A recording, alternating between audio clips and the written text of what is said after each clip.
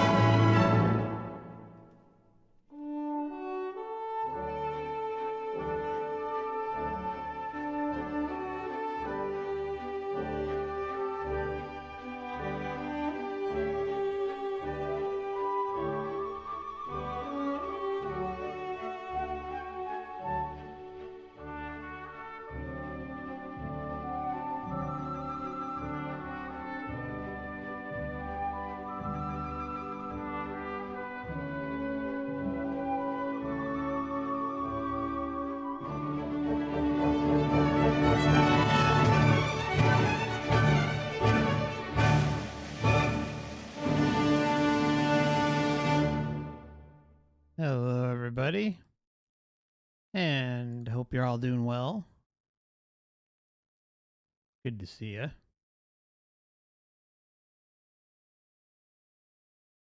Welcome back to Forever Conscious Research Channel. Just want to remind everybody before we get started that this channel is for educational / entertainment purposes only, and whatever the law prefers. So please keep that in mind and always do your own research. This is just my opinion.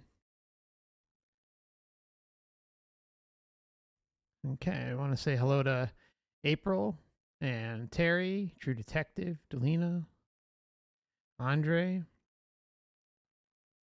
and Super Unknown. Good to see you. Sydney, great to see you too. Prepper, Jeep Girl, Meal, and everybody else out there. Hope you're doing well. Hello, hello. Want to give a shout out to Jeff Fields as well, and on Odysee, and everyone listening over on Rumble today. Hope you all had a good weekend so far and that the connection's okay. So we may be here a while. Kind of had a long weekend and was hoping to get to this yesterday, but no big deal. We'll get through it tonight, so just buckle up. It's going to start off a little slow. We're going to hear an interview with Michael Newton, and it's going to talk about his history. It's going to talk about the how he got there, obviously, with and more importantly, integrity and hypnosis and regressions, and how that plays a big role, and it's important. Life between lives, past life regressions, which we mentioned, and we also hear how his guides prevented him from learning too much. And basically it lines up with a lot of what I talked about in the cover to cover book commentaries. You can check those out. There are links in the description. For the YouTube playlists, I do suggest starting with Journey of Souls and then Destiny of Souls if you want to check those out. They are very revealing, and there's some, just non-stop information. And just to further cement your inner knowing about the soul trap, depending on where you're at with your own research. And I always like to say it's important that you're always doing your own research. So please don't just take my word for it. Get on out there and do the legwork and come to your own conclusions. So, all right. So, just to kind of give you a heads up also about the video, there is a consistent hiss behind it. So I did my best to make it as listenable as possible, but you're still going to hear a little bit of it. The audio may drop out a little bit from time to time or sound off, but it's better than having to deal with listening to a freaking hiss the entire time. So let's get into it and hope you enjoy this one. Again, it's going to start off a little slow, but I think it's important to hear his history and how he got to the research he did. And I've always said this, I see a man who has integrity when it comes to research. Okay, make sure that's clear. When it comes to research, I think he approached it the best way he could. I don't necessarily think that he knew about the soul trap, but I do feel, I don't feel, I know, because he was questioned point blank by a number of individuals, and that's evident in his books, the first one and the second one. Very interesting moments that you can find on those commentary videos I did. But anyways, the point is I think he was just fell into this, but it's very clear that he bought what the system was selling, and he was a conduit every step of the way. So, all right, let's get rolling. Hey, Shannon, Austin, Kevin, Balance. Great to see y'all. Okay, here we go. Oh, of course it's not queuing up.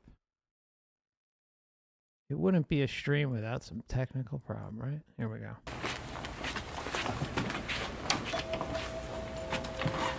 Hello, Alan. Michael Nice to meet Newton. you. It's a great pleasure to meet Same you. here.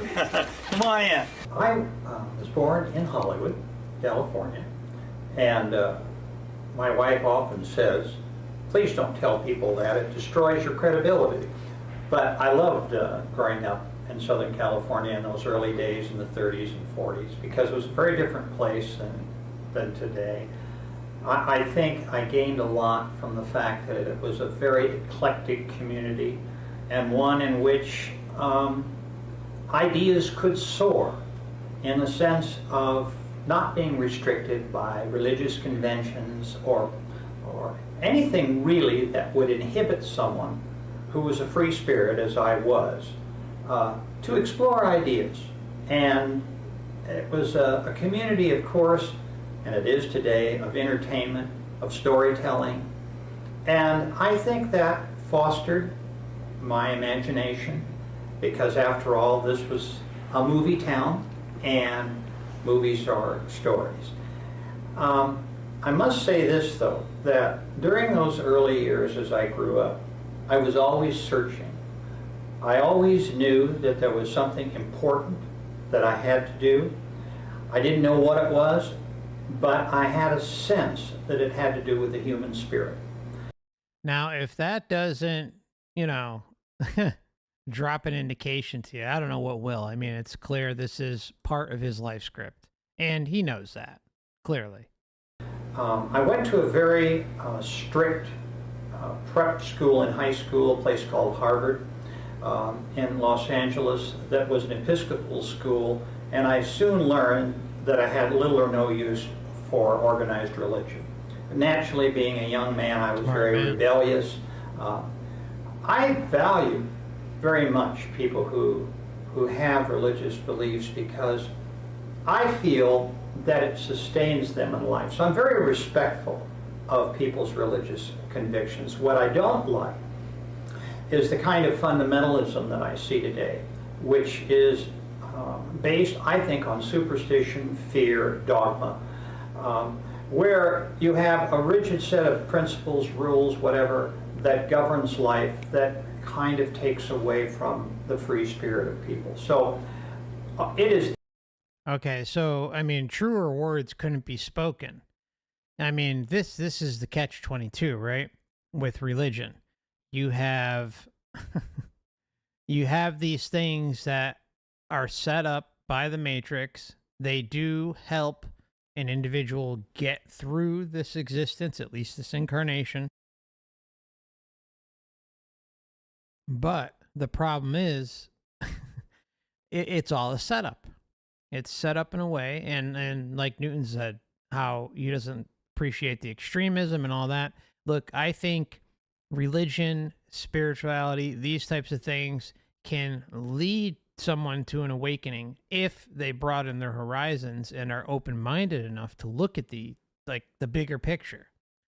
But the problem really comes in is when they get way too comfortable and set in their ways and think, oh, well, my religion is the only religion and it's the only truth and this and that, regardless of, militant dogma. It's, it screws over the individual from liberating themselves. And that's where, it stings, where you have to have a heart for anyone going through that. But, we all have our path and our time to figure this all out. The extremes that I worry about. And you might ask, well, then, if you're not a religious person, are you spiritual? And I hope I am, and I hope that my clients have brought me to that place. Thank God for them, because truthfully, when I began my work, I was an atheist. Today, I hope I'm more of a spiritual person. I'm not a religious person, but I hope I'm spiritual. So, growing up, in that community, I think, fostered a lot of my inquiry about life. I've done a lot of traveling around the world, and I feel that it has taken me a long time to come to the place where I am today. It's been a slow evolution of intellectual thinking in terms of who we are, why we are here. I did a lot of searching throughout the world to try to discover these basic ideas that mankind has thought so much about over our many, many centuries of inquiry into the reasons for life. Now, one of the things I think I probably should tell you, Alan, is that I came, despite all that I've told you, from a very, as far as academics, a traditional background. I was a counseling psychologist, and eventually I specialized in the use of hypnotherapy in my practice. And it would be fair to say, I think, that I came kicking and screaming into the New Age movement. Because I started way back in the middle 50s, at the time of the famous Bridey Murphy case in 1956. That was my first year, really, of practice. And this was a sensational case about past lives. People would call me and say, Michael, we understand that you use hypnotherapy in your practice. Could you help me explore my own past lives? And I was rather imperious in those days. I would say, well, that's all very well, but you know, and I am interested in what I read about past life regression, but that's not me. That's not what I do. I'm a very traditional psychotherapist. I work with childhood trauma issues, both emotional and physical, in which I use hypnotherapy. But no, I don't do past life regression. So it was a long time before I was introduced to past life, kind of inadvertently. What happened to me was that I had this man who called early on in my years of practice and said to me, he did not ask for a past life regression. He simply said to me, I wonder if you could deprogram an injury that I think I sustained in childhood. That still bothers me, and it's getting worse, and I'm not sleeping well. And I asked if he'd been to medical doctors about this. Oh, yes, many x-rays. They consider my case as one where I'm simply psychologically have built up something that doesn't exist in terms of a medical problem. And I really need your help. So naturally, I took this gentleman.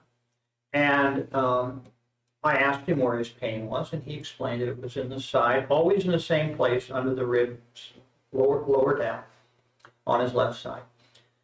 And so I took him into his childhood. We worked for a while in his childhood and got nowhere. He simply, I thought maybe he'd fallen on a kitchen knife, for example, at a young age. Nothing came out at all. So finally, in frustration, I said to him, I want you to go to the source of your pain. When was the first time that you felt this pain? I need to tell you that this man was very somnambulistic. He went very deep, very quickly into hypnosis. In fact, he was ahead of me. And what had happened is that he had gone into a deeper alpha state, in what we call an upper alpha state, rather than a middle or more shallow alpha state, which is where I typically work with childhood trauma. So suddenly he's screaming, and I'm wondering what's going on here. And he said, I'm being bayoneted. And I said, where are you? Now, being a historian, it didn't take me long to realize when he mentioned the Somme that we were in World War I, and that this man was at the first Battle of the Somme. It was July 1st, 1916, and if I'm not mistaken, there were about 20,000 men killed that day. He was a British sergeant in the 4th Corps. I checked all this out later, incidentally, but at the time I just couldn't believe this was happening to me. And he explained that he was dying in the mud from a bayonet wound. Now, a kind person, a true psychotherapist, would have been trying to help this poor man get through this. But I didn't believe what was happening. So I wanted to know his name, rank, and serial. I wanted to know if he would turn and look at the patch on his uniform and tell me what division he was in. These kinds of things. As a researcher, I looked to this first rather than trying to help this poor fellow. And I'm ashamed of this today, but this is what actually happened. So finally, I took pity on him after I got an awful lot of information. And we discerned exactly what was happening to him and why, and then I deprogrammed his injury, pulled him out of it, pulled him above it, and he became very quiet. So after that, I awakened him, we talked about what had happened, and he said he felt wonderfully refreshed. I was glad because I didn't feel refreshed. I didn't feel I'd done my job. But apparently it was all he needed. And he went back home. He called me 2 or 3 days later, and he said, my wife wants to thank you. I'm now sleeping at night, so she too can sleep. And so from that case, I realized that I needed to probably get with the program and find out what's going on here spiritually and so forth. Now, mind you, this did not prevent me from checking with the British War Office and the Imperial Museum in London. And I found out the facts of this case, that there really truly was such a person, and he did exist in this particular division and unit at the time, and he described the battle perfectly. Now, see, this is where the beauty of research comes in, right? And even with these reincarnation cases, right? I mean, even back in the day, long before the internet, these types of cases were being verified at the various record offices. And there is no way that such in-depth detail can be relayed and be full of shit. There's just too many cases, and this should give you comfort in knowing that, you know, the research is on the right track. Not just as far as past life regressions, life between lives, and reincarnation, but the whole bowl of wax that proves, and in my opinion, proves about the big deception that's going on here and how we have to stick up for ourselves on the solo journey and move along. Liberation, sovereignty, creating your own realm, and doing what you need to do for you. So from that case, I began to start accepting past life clients. A little bit at a time, mind you. I was still doing a lot of traditional work. It wasn't an awfully long time after that when I had my second case. And I mentioned this background to you, Alan, because I think it's important for you to understand where I'm coming from as far as how I've arrived at where I am today. A woman came to me with feelings of isolation. She was very disturbed. I thought this was a typical case of someone who was depressed. She felt none of her friends were around her. She felt lonely. She felt disconnected from society. Okay. So I took her first into her childhood. We talked about childhood friends. There were not many, and apparently they did not relate to the people she was looking for. So then I moved her into a past life. Now, once again, I need to tell you that this lady was very somnamblistic. She went very deep, very fast. And she, too, was getting a little ahead of me. Only the difference between this case and the World War I soldier was that she'd gone even deeper into what we call the theta state. She was in a superconscious state. I asked her to, once again in frustration, when we did not have any results from her past life, where she saw a few friends, but not the people she was looking for. Go to the place and time when you last saw your group of friends that you're missing. This was the key. This unlocked the door for me, because the word group is a trigger word, because we have spiritual groups. Suddenly, she was in the spirit world. I, of course, did not know there was such a thing. Most people who work in past life regression think that there's nothing more than a grayish limbo between lives. And of course, today I know this is not true. In this woman's case, she began to cry. She was laughing for joy and crying at the same time with her eyes closed, pointing to my office wall. There they all are.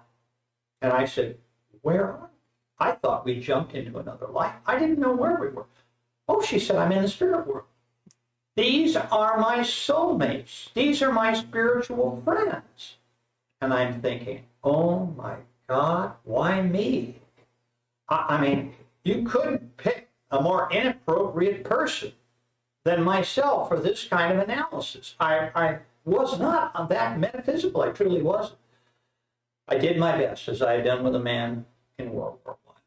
And I found out a little bit about this soul group and discovered that she truly was between lives. And I just want to tell you that from these two cases, I began to realize there was much more to the world that I didn't know of, and that, in fact, I had been given with this tremendous gift to be given a key to learn the things that I wanted to learn all my life up to that time. Who are we? Why are we here? Who sent us? And where are we going? Exactly. Those are the questions that, this channel is all about. But it's about thinking deeper and bigger and outside the box. And that's the message throughout every one of my videos. It's important to think bigger. Don't limit yourself just to the astral realms or just to the earth realm or anything related to something that's familiar to you. I think that's where we go wrong in a big way. Like we get sucked into this reality, the sensory experience, the soul group and the reincarnation and all this stuff. We just get bogged down and lost in the illusion. And it's time to think bigger. Think about this question. Where were you before your first entrance into this system? Not just Earth. I'm talking about the overall matrix control system. This whole thing. We don't know. We have no clue. And those who make big claims saying they do know, I'm sorry, but they're full of shit. Okay? That we just don't know. And it's best to think big, because what that can do is open up what's possible. And obviously, like I was saying earlier, sovereignty, liberation, right? Going your own way in an effort to reconnect with your full essence, not part of your essence or half-assed segment of your essence, but the full thing. And essentially isolate yourself just to get that connection and then figure out what you're going to do from there. I'm not saying, I know this is like one thing that keeps being misunderstood. I get comments about it all the time. Oh, FC, you mean I don't want to be in my own void realm for eternity and this and that.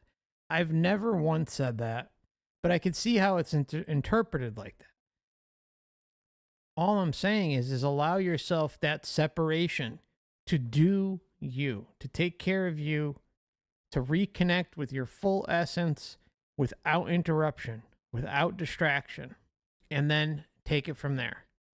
Again, I don't have the answers. Nobody has the answers, but I will say I feel we're on the right track, and it can't hurt to try, because if everything is as it's cracked up to be, the lights God and source and creator and all that stuff is legit, which I'm sorry. I don't think it is by any stretch. I'm like 99.999999999% sure that it's not.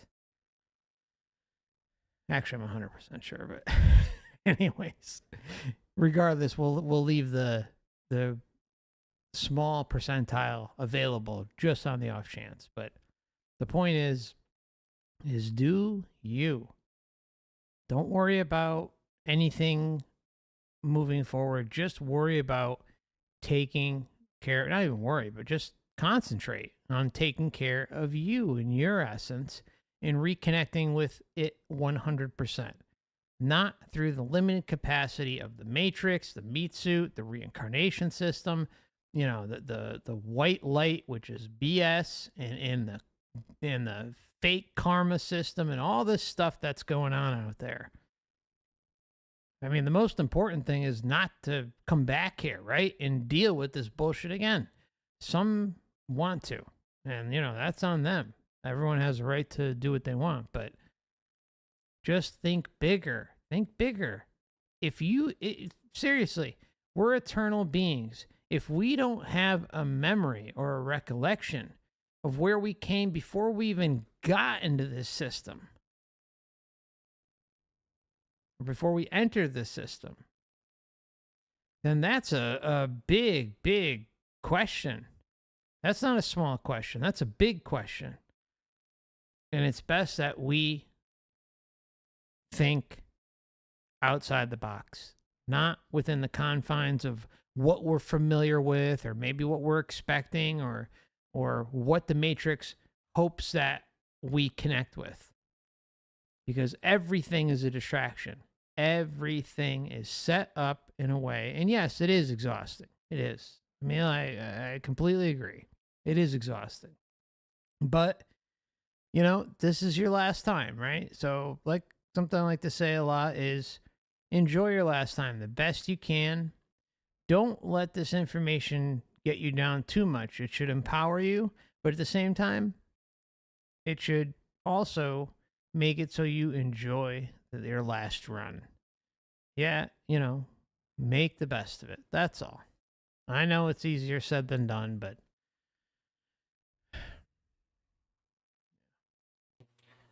So, from that case, I worked for years kind of by myself, Ellen. I did not go to metaphysical conventions. I did not go to hypnosis conventions.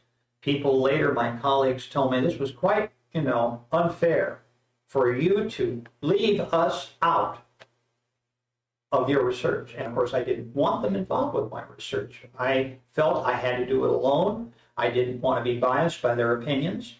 I wanted to work on my own cases, and I worked on thousands of cases all through the 70s and 80s. Other works began to come out indicating that there was something more to just past life regression. There was this other area, perhaps.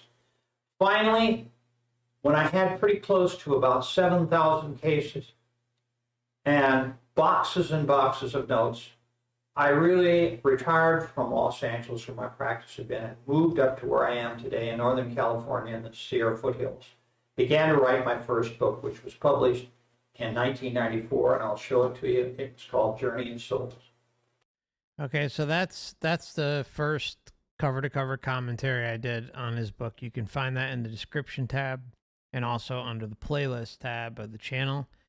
Now, something I think, you gotta give Newton credit here, okay? This is why I value his research. Now, I'm not saying he wasn't affected by the entities that run this place, right? The entities that are part of the control structure in the earth, the astral realm, and the overall matrix system. It's very, very clear that he was. But with that being said, I like an individual who approaches research, takes their time, doesn't come to any rush judgments, and then puts out their information. And that's where Newton really needs a tip of the hat. And you hear it throughout his books, case after case after case, publication after publication. It is the same thing consistently. He does not lead his patients or subjects, whatever you want to call them, all right? Those who he's regressing. None of that stuff happens. And one of the biggest problems out there with this type of research specifically, past life regressions, life between lives, anything to do with this kind of arena of information, you can dig and dig and dig. Like I was just looking at a case, hypnotherapist today. I'm not gonna say his channel, but he basically was leading the individual who's getting regressed. He added information where there shouldn't be any added information. When you're listening to these hypnotherapists, and I'm telling you that there's a few out there who even are involved with the whole soul trap thing, and they are horrible. Horrible. You have to have strict, I mean, at least from a research perspective. Maybe I'm wrong, all right? But I have high standards for what cuts the grade and what doesn't. And what I want from a hypnotherapist who is doing this type of work, I don't want them leading the individual who's going through the regression. I don't want added information. I want them to be as unaffected as possible. There was even a few that I interviewed on this channel, and I later found out some things and saw some things that were concerning, and that information is no longer available. But I made a big error in judgment. All right, I'm just gonna say it. I'm not gonna say any names. Even though they had their own things to say, I'll take the high road. But some of you may know. And please, no need to put them in the chat. It's just that, you need to take the high road with this stuff and move on and make sure that the research is front and center. Nothing more, nothing less. Okay? And, the last thing you want to do, I'm not trying to, preach here or anything, but the last thing you want to do is have research affected by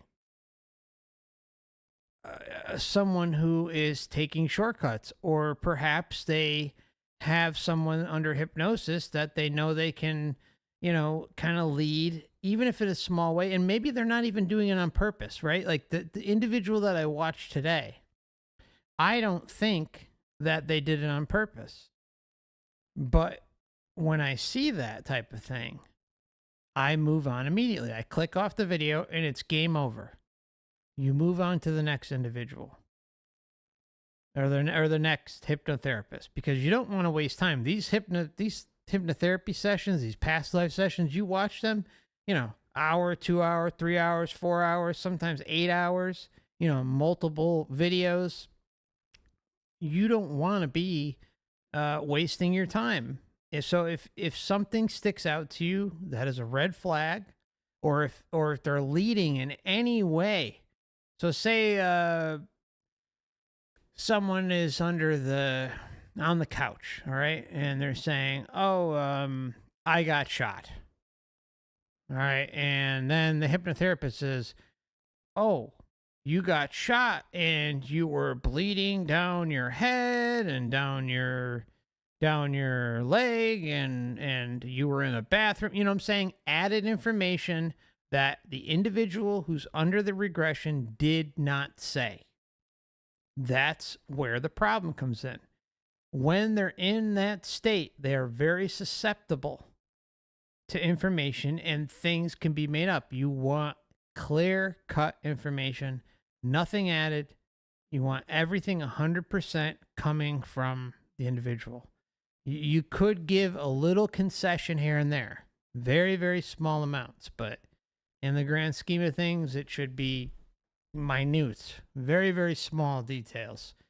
Nothing where it's going to blow open the whole thing and make the individual who's under the regression, more susceptible. Journey of Souls was my first book to indicate to the public what it is like to cross over, what it is like to die and cross over. Who comes to meet us? Where do we go?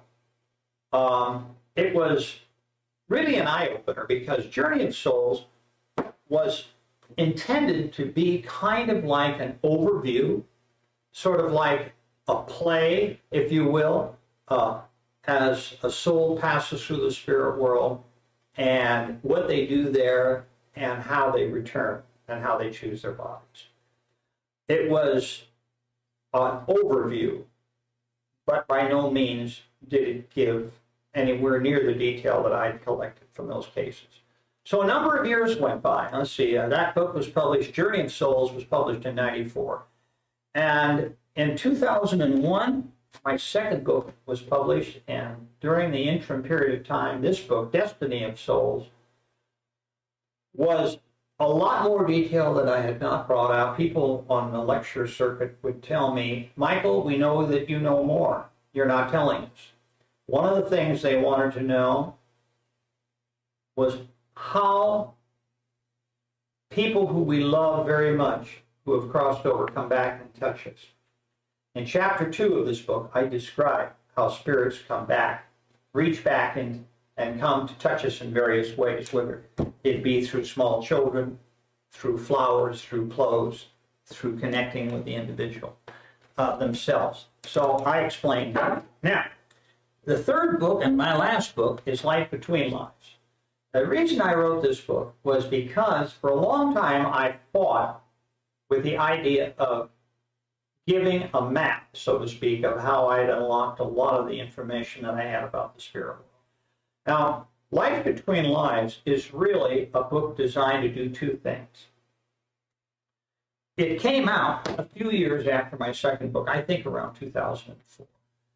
The book had a purpose of teaching other hypnotherapists how to access the information I had on helping people reach their in-between life state. I mean, for decades we'd had books on past lives, but there was no book like this. So that's partly the reason I wrote it. The other reason I wrote it was because I wanted people to see what the process was like. I didn't want them to be fearful of it. And I thought if they understood and knew how a therapist can take people in hypnosis, very, very deep in hypnosis, into a life between life state, they would be less nervous about wanting the procedure themselves. I also hoped that a lot of people who were using my first two books inappropriately and not doing the correct things in my view, that this book would be kind of like a textbook for hypnotherapists to help them in that regard. And see, again, we're talking integrity here. We're talking integrity. I never met Michael Newton. I don't know him. He's since passed, a number of years ago. But, he has high standards too. And when someone sets the bar high for a certain way of procedure that should be, initiated, I guess, for patients or those, I know he doesn't use the term patient, but let's just say that. The individual going through the regression, that's a big thing. That's a big thing. Like you have to have standards. And one thing I noticed is with, it's been quite a while since these books have been published, and Life Between Lives, Past Life Regressions, his protocol has been adopted by, I don't know how many, but I would probably say hundreds, if not thousands around the world, right? And you're going to have bad actors. So a key thing to keep in mind when listening today, if you are considering going with a hypnotherapist, you've got to grill them. Like you've got to have something to go off of. You don't want them giving the power of suggestion to you. You want everything clean. I've gotten many, many comments. FC, do you recommend certain channels or a certain hypnotherapist to do past life regressions? I'm going to be honest. I don't really have any. And the one time I did kind of step into that arena, it didn't work out so well. So anyways, thank you, Knack, for the very kind super chat. I appreciate you. Thank you so much. And yeah, so just be careful. You know, a good life between lives, past life regression hypnotherapist that has been in the game and gone through the training is going to, they're more than willing to sit down with you and hear your concerns and make it be known to them, if you're going to do this, that you want the session as clean as possible. That's the best advice I can give you.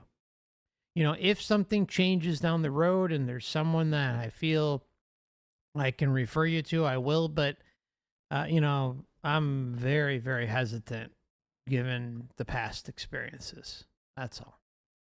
And I'd like to also say, Alan, that I decided in 2001 to form my own organization where I could train hypnotherapists and train others to help me do this. And I did that in 2001. And so today I have an active organization of people who are doing this. So kind of a long-winded answer to your very basic questions of how did I come to the place I am today, but that's kind of the scenario. Well, that's brilliant. You've answered about 10 questions there, I think, you know, and I was thinking, oh, this is going to be a Q&A, but, you know, this is absolutely fine. Marvelous amounts of information. A question I have for you now is about the actual nature of hypnosis. I think probably most people's experience of hypnosis is stage hypnotists and what they read in popular magazines. And probably there's a bit of fear about the nature of hypnosis. Could you just describe, first of all, scientifically and psychologically, you know, what's happening when people are hypnotized? And then the second question really is about, you know, are they open to suggestion, or do we still have control? Firstly, let me explain that how strict a position you want to take as to the validity of hypnosis depends on your willingness to accept self-reports as data. Bingo. Because Bingo. That's that's huge. The validity of hypnosis depends on your willingness to accept self-reports as data. Because there is no, quote, scientific way to describe hypnosis any more than there is a scientific way to describe many aspects of psychology and other disciplines. Hypnosis has been around for a long, long time. It was only recognized by the AMA in America in 1958 as an appropriate therapy tool, which I think was rather late in the game, but nonetheless it is recognized today as a very appropriate therapy tool in many, many cases. Now with, you know, that whole thing, I agree. I think it was way too late, considering well, the AMA was infiltrated, let's say, a few decades before by a certain group of familiar individuals, which laid the groundwork for what we have before us today. I can't really expand on that. I wish I could, but you know, you could read between the lines. It's sick. The amount of healing that could be done through hypnosis, and this is not medical advice, mind you. I'm not a doctor, nurse, or any of that stuff, but the amount of healing that could be done is incredible with hypnosis. And at least some of that is acknowledged, but it goes way, way deeper than that. And unfortunately, this information is just not provided to the public. You have to seek it out, find it, and then on top of it, fight through the dogmatic belief systems that you grew up with, especially if you grew up in the West, and see how it can help you and aid in your journey to healing. Or maybe not. I don't know. Depends on you and your belief system, and if you're going to allow this type of thing to assist you and help you get through any struggles, or at least some struggles that you may or may not have. Recognized today as a very appropriate therapy tool in many, many cases. Now, people who are in deep hypnosis are giving you information that is coming from their mind that they feel is true. It may not be always literally true as far as their everyday I don't like activity. that hand motion. And people who work in hypnosis in childhood issues understand this, but they believe it to be true. And working with a client long enough, you can usually unravel the difference between the two. Now, you have to remember that with thousands of cases, I had a tremendous consistency of information. What one client might be a little hazy about, another would explain. So eventually all of this mesh, this huge complicated jigsaw puzzle of mapping, so to speak, the experiences of people after they die, what happens to them. I, of course, feel that hypnosis is a wonderful, valid tool to gain this information, far more than other modalities that I've heard about, such as channeling and so forth, taking nothing away from these other aspects. But I am, of course, very biased in favor of hypnosis because I know its power and I know what people are capable of remembering in hypnosis. Now, getting back to your original question, Alan, it's important to understand that a facilitator, not programming his or her client, you ask questions like, what do you see? Not, do you see so-and-so? This is so important when you're working in this kind of area. It isn't nearly as important in past life regression. I mean, we can find out that there was, you were in a body of a Civil War soldier, for instance, who died on a battlefield in 1864, and pretty much get the nuts and bolts of what happened and so forth, very similar to what I got with the World War I soldier. But when you're getting into an ethereal field, like being in a disembodied soul state, those memories have to be very carefully analyzed. Questions have to be phrased in such a way as to not influence the client, but allow the client to develop their own memories in their own way, even though you may be using a format to get them from place to place. This is what my third book, Life Between Lives, is all about. I work very hard in training facilitators to do just what I've described, and do not bring their own biases and prejudices and belief systems into a Life Between Lives session. This is very important. Now, the other aspects of the mechanics of hypnosis, Alan, I'll just briefly explain that in my view, I think a lot of us who meditate every day are in a shallow alpha state. Okay. When we work with people in, say, a childhood, uncovering childhood memories where there has been perhaps great trauma, I would guess in most cases we're working in a shallow to medium alpha state. When we work in past life regression, we work in what is called an upper alpha state, pretty generally, and these are generalizations. It's not something you can nail down, and again, it's awfully hard to measure scientifically what I'm talking about. It basically comes from experience. However, in working with Life Between Lives, and I think this is what trips up so many people who'd like to get involved with this, we need to go one stage deeper to the theta state. Now, these are normal states of altered consciousness. Every morning when we wake up, we come from a deep sleep delta state up into theta, and then we get into alpha, and finally we come into a full wake state. And you do just the reverse when you go to bed at night. So these are not unnatural. It's just that if we went any deeper than the theta state, we'd have a client who was asleep and couldn't answer questions. So the mind is still conscious. The conscious mind is still active, or otherwise we would not be able to get the information that we get. So learning how to do this, to work in this kind of a deep hypnosis state in order to access this information, is something that I think needs to be taught to practicing hypnotherapists. And our organization has worked a lot with people from all different backgrounds and experience in this regard.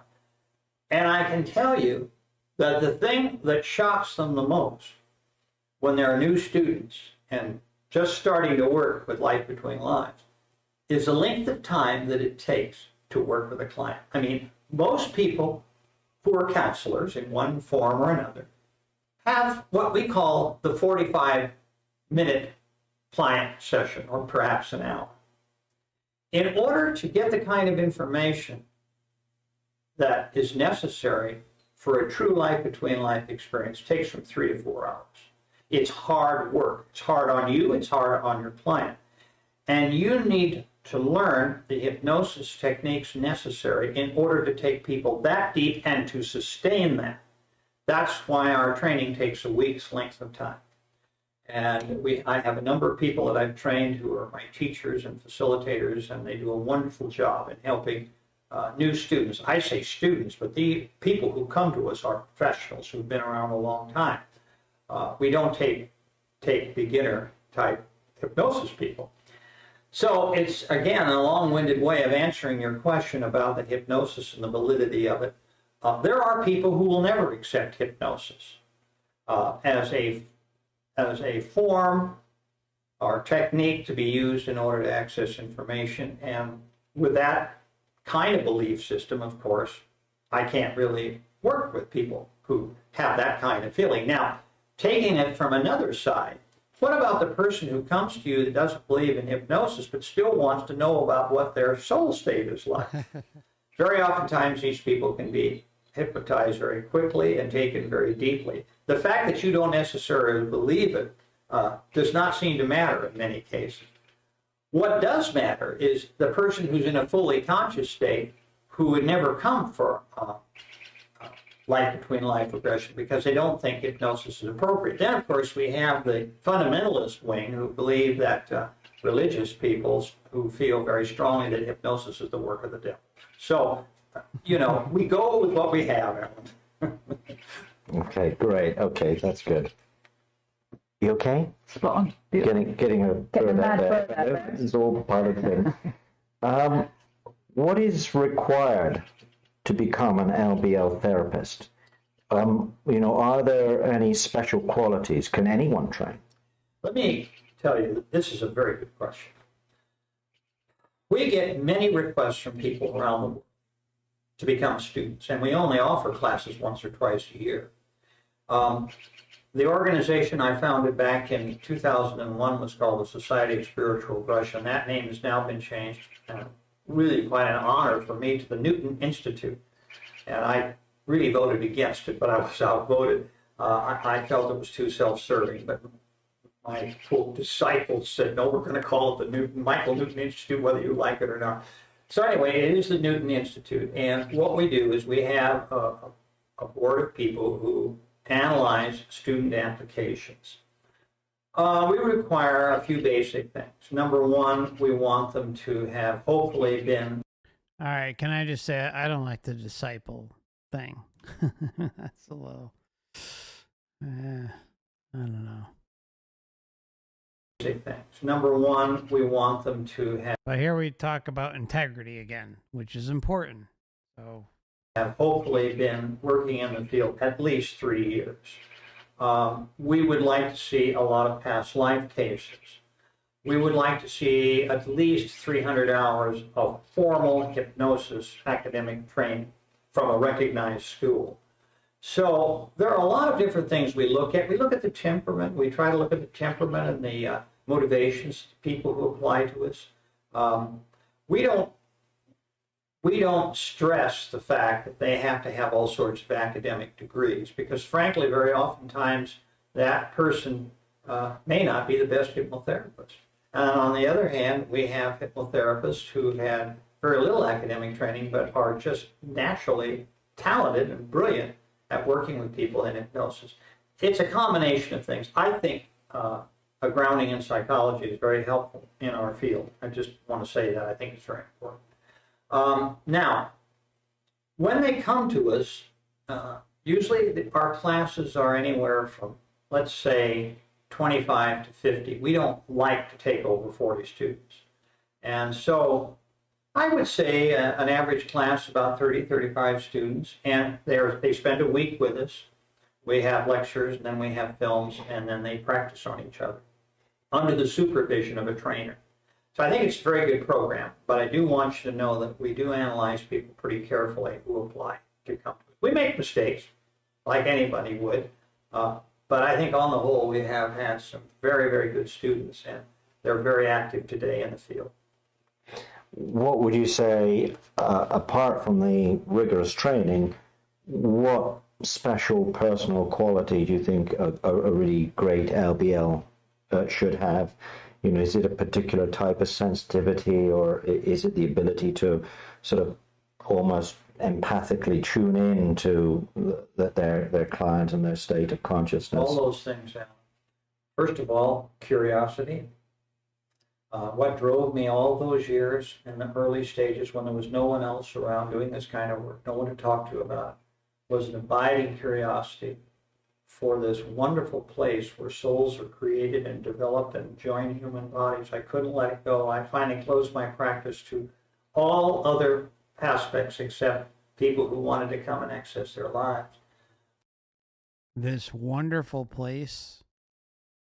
See, this is where he has been taken for a ride down the Matrix Reincarnation Soul Trap Highway. Ugh. Woof. That's a tough one. Practice to all other aspects except people who wanted to come and access their lives. We look for people who have a code of ethics about their behavior. It's awfully hard to determine that in applications and even in personal interviews. But we want people who are very, very ethical about the way they treat their clients. People often ask me, well, do you have to be a metaphysical person, an astrologer, or tarot card reader? And I've often been criticized for this. But frankly, I'd rather not have them not have that kind of metaphysical background. I like people to come to work with us who are hypnotherapists in their own right, and this is where they work, and this is their field of specialty. So it's a combination of a lot of things. It's awfully hard to measure talent, Alan, before you have somebody that you're working with right in front of you. But I think commitment is really important to what we do. We have to have people that are not wanting to use this as a lark. Financial gain, this troubles me a great deal, that there are people out there, even in our field, who seem to be more concerned with financial gain than with really, I consider the basics of wanting to work in this field, which is being a searcher, which is a sensitivity and wanting to really help clients and to make their lives better. And I think it's a commitment that we're looking for to helping the world, if you will. Okay, so again, what we're seeing is integrity. We're seeing really like an incredible commitment on his part to vet, at least when he was alive. At least when he was alive. He provided a very, very incredible outlet for those who are interested in getting into past life regressions, life between lives. I will say something I've noticed, and again, this is just me as an observer. I'm not in the organization. I can only base what I see off of what's out there. Is that it seems that the requirements are not as well. I guess I can't really even say that. I guess the requirements that are out there, he's Newton's saying it to himself. He's saying that there's always going to be bad eggs that slip through the cracks, but there seems to be more of them. something I've noticed is like this whole, and Newton even talks about it. He may have already mentioned it, but I don't think he did. He talks about how he, was, fighting, back and forth between not wanting to be, labeled under the new age. And that's exactly what happened. Okay. So this presents a problem because the new age is a religion. Some people don't want to accept that, but it is. It's a religion.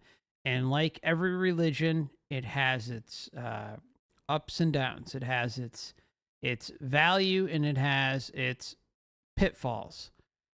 And unfortunately, these two have been intermingled. And it's like the star seed this and you're born on Europa and I mean, you pick it, it's out there. And some, for, like he mentions, financial gain, end up being involved with all this, right? So it's really cringy, and that's why I say, do your research before you end up putting down a deposit for a regression with a therapist. Even if you have to get it done online, I will say this: something you'll notice, unless you're in a really well populated area or city, like a mega city, the chances of you finding someone is still pretty good, but the chances of you finding someone who is going to meet your specific criteria, which is integrity, someone who's not going to lead you, someone who is more than willing to, talk with you for free before you book an appointment, hear your concerns, and maybe even, I'll go a step further and say, if you're going to do something like this, maybe even ask them for links to some videos of some regressions, like full regressions, not just one session, but, so whoever goes to and has this done, I think it's important that you are able to obtain a full amount of, a full amount of videos, right, that are related to at least one individual's regression. Obviously, it's, maybe some regression therapists may not have that available because it is a very private thing.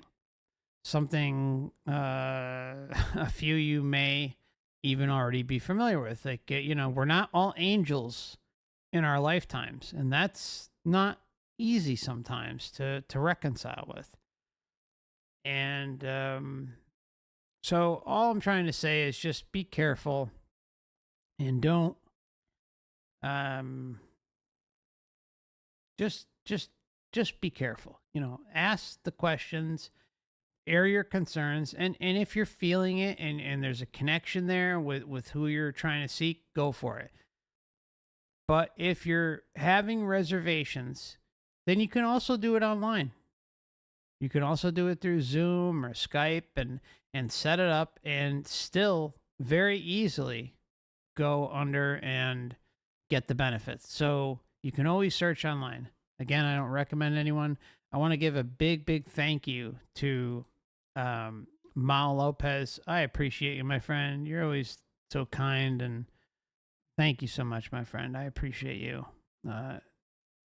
Donated 2 super chats tonight. Thank you, my friend. Wow. Thank you. Okay. So let's move along. I appreciate you. Through making people more Appreciate all of cognizant of who they are and why they're here. And there's an awful lot of lost souls out there. A lot of people who are very fearful about life in many respects. And these are the people we want to help. Okay, thank you. Can I just pause? I want to bring the sort of biographical questions and the questions about your work in a fairly general way. I want to bring these to a conclusion here, but in a very personal way. And this is my question. And you have mentioned this somewhat already, and you're saying that you felt even as a boy, a young man, you did feel that you had some quest. There was you wanted to find out about spirit, but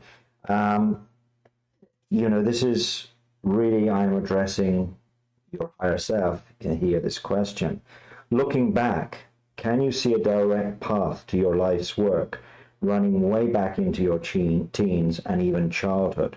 Were the seeds of this path present early on? And were there any key experiences that foreshadowed what was to come?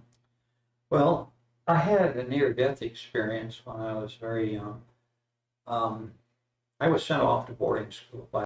Okay, so you can talk about the obvious setup, right? Having an NDE when he was younger. This is a Matrix script if you've ever seen one. Completely raring and ready to go. And boy, just wow. And his whole career just progresses, and he's the perfect Matrix marketing representative from birth to death. No offense to him. Again, I appreciate his research, but just got to be said. The experiences that foreshadowed what was to come. Well, I had a near-death experience when I was very young. I was sent off to boarding school by a British mother who believed that's the way to bring up children. Being a kind of abandoned child does a lot of things to a young child. And they learn to either fend for themselves and acquire a great deal of discipline, or they become marshmallows. And they have a very tough time the rest of their life with coping, because their identity has been kind of taken from them because they feel a lack of parental love. And I didn't have a lack of parental love, it was disengagement. It was just this child needs to be brought up by others. And I'm not saying I wasn't a difficult child. I was always into things and inquiring about things. But I need to say that my past life kind of flew in front of me when I jumped into the middle of a swimming pool, large swimming pool, when I didn't know how to swim. I think I was 5. And as I was going down, a lot of things were coming into my mind. And then somebody saw me. It was a crowded Sunday. I was very lucky. Somebody jumped in and pulled me out. Those are the days before lifeguards. Now, that showed me, because I felt like I was almost out of my body. You could argue that perhaps a child who's going through that is already disengaging and is moving into a spiritual state, because I was drowning.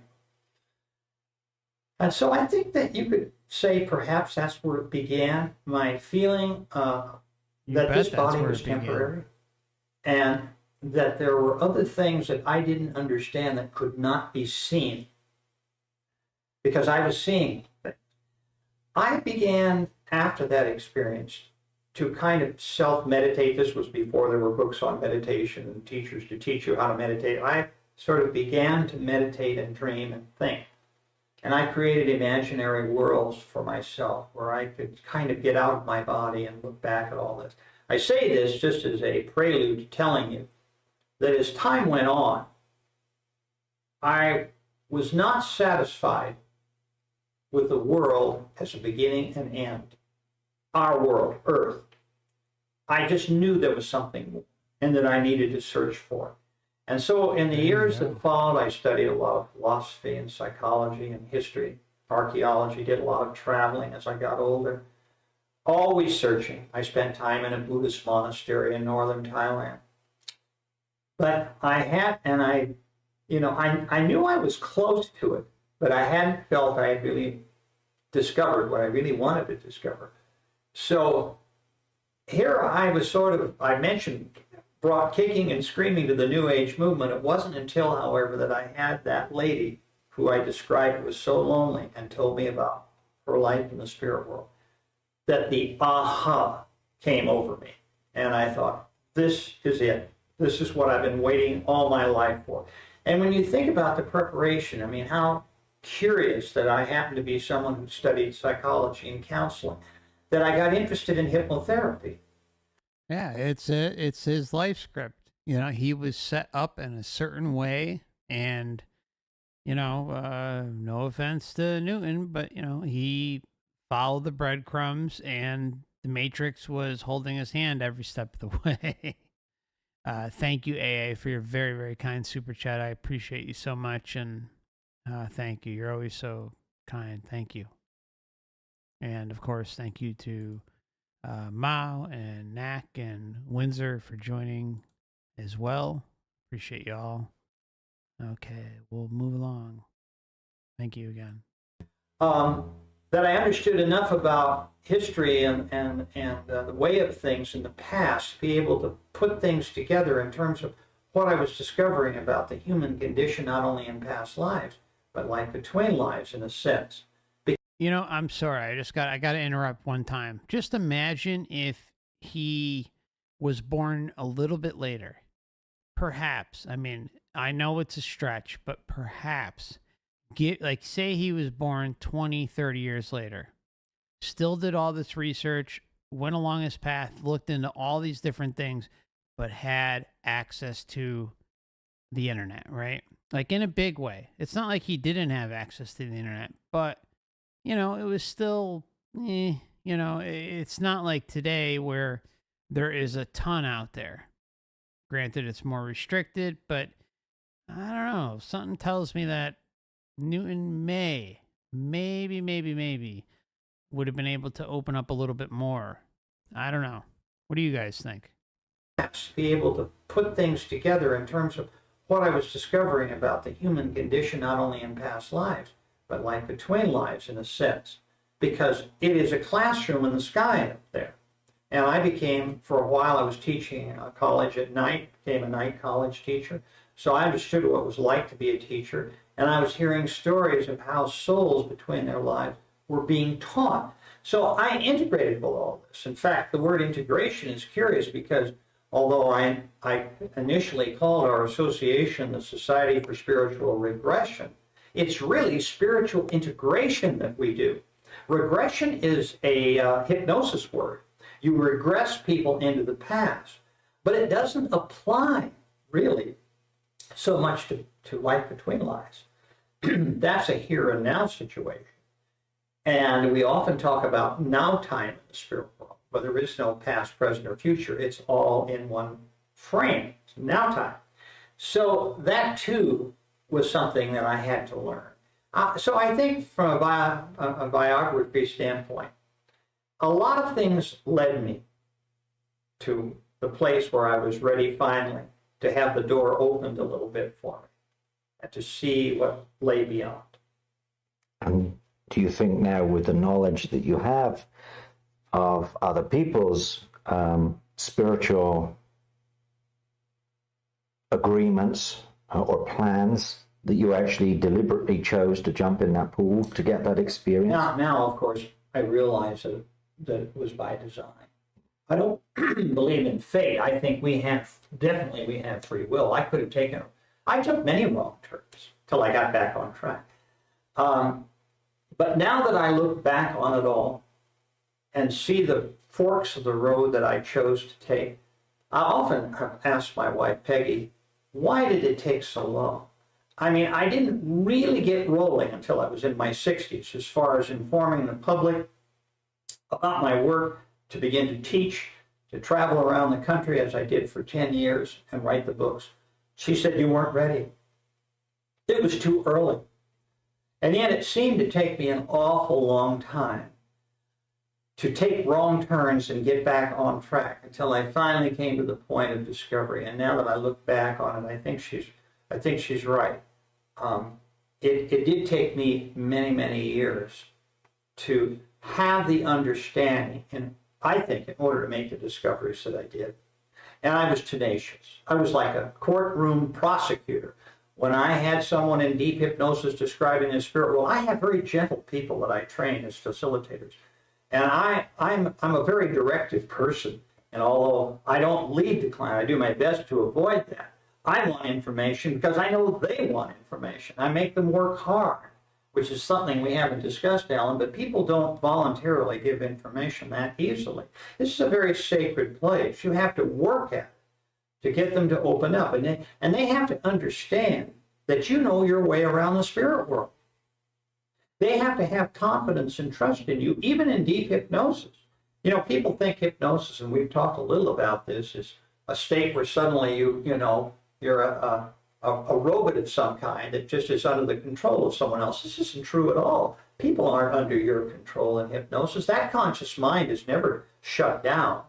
And people will argue with me. No, you've misinterpreted this particular point. This is what I meant to say. So I think that in so many ways, the information, knowledge, and wisdom that I've gained from my clients really was such a gift to me. I may have been designed to do this from the beginning, although I'm very humble about it. I really feel that I'm just basically a messenger, and that's it. But why I was chosen, I can't say. I think they made not the greatest choice they could have made, but I accept it, and I'm very, very grateful.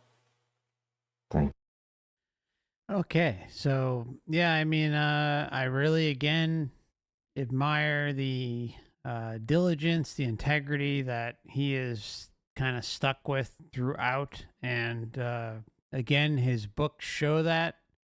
You know, regardless of the deception involved, you have to remember that this is coming from the system to him, and well, it is what it is, right?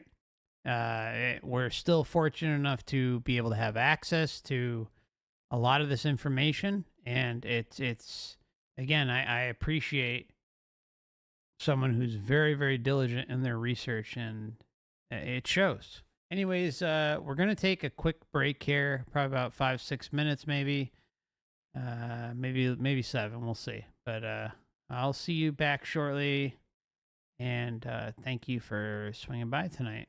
I'll see y'all about, I don't know, 6-7 minutes. Thanks so much.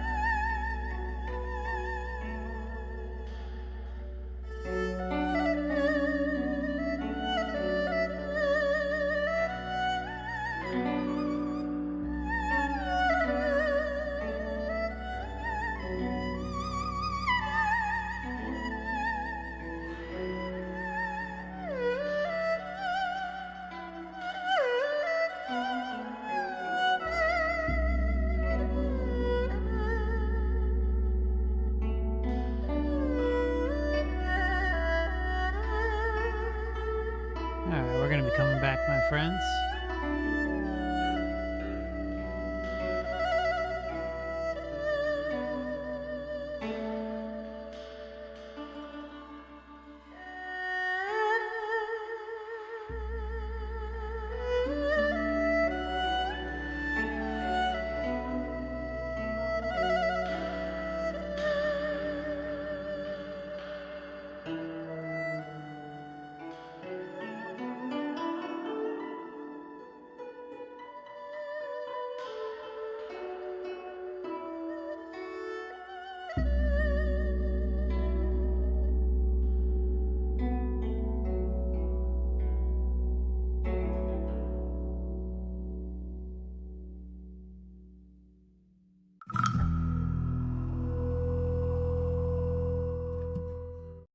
All right, welcome back, everybody.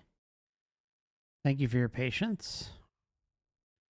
Just as a reminder, this channel is for educational purposes only, or perhaps entertainment purposes only. And I'd like to just pop out a few reminders. You can find the channel on Facebook, Instagram, Twitter, and normally I use those platforms to send out reminders. I also have an email list, and it's one of the few things I actually have control over. You can join the email list if you'd like.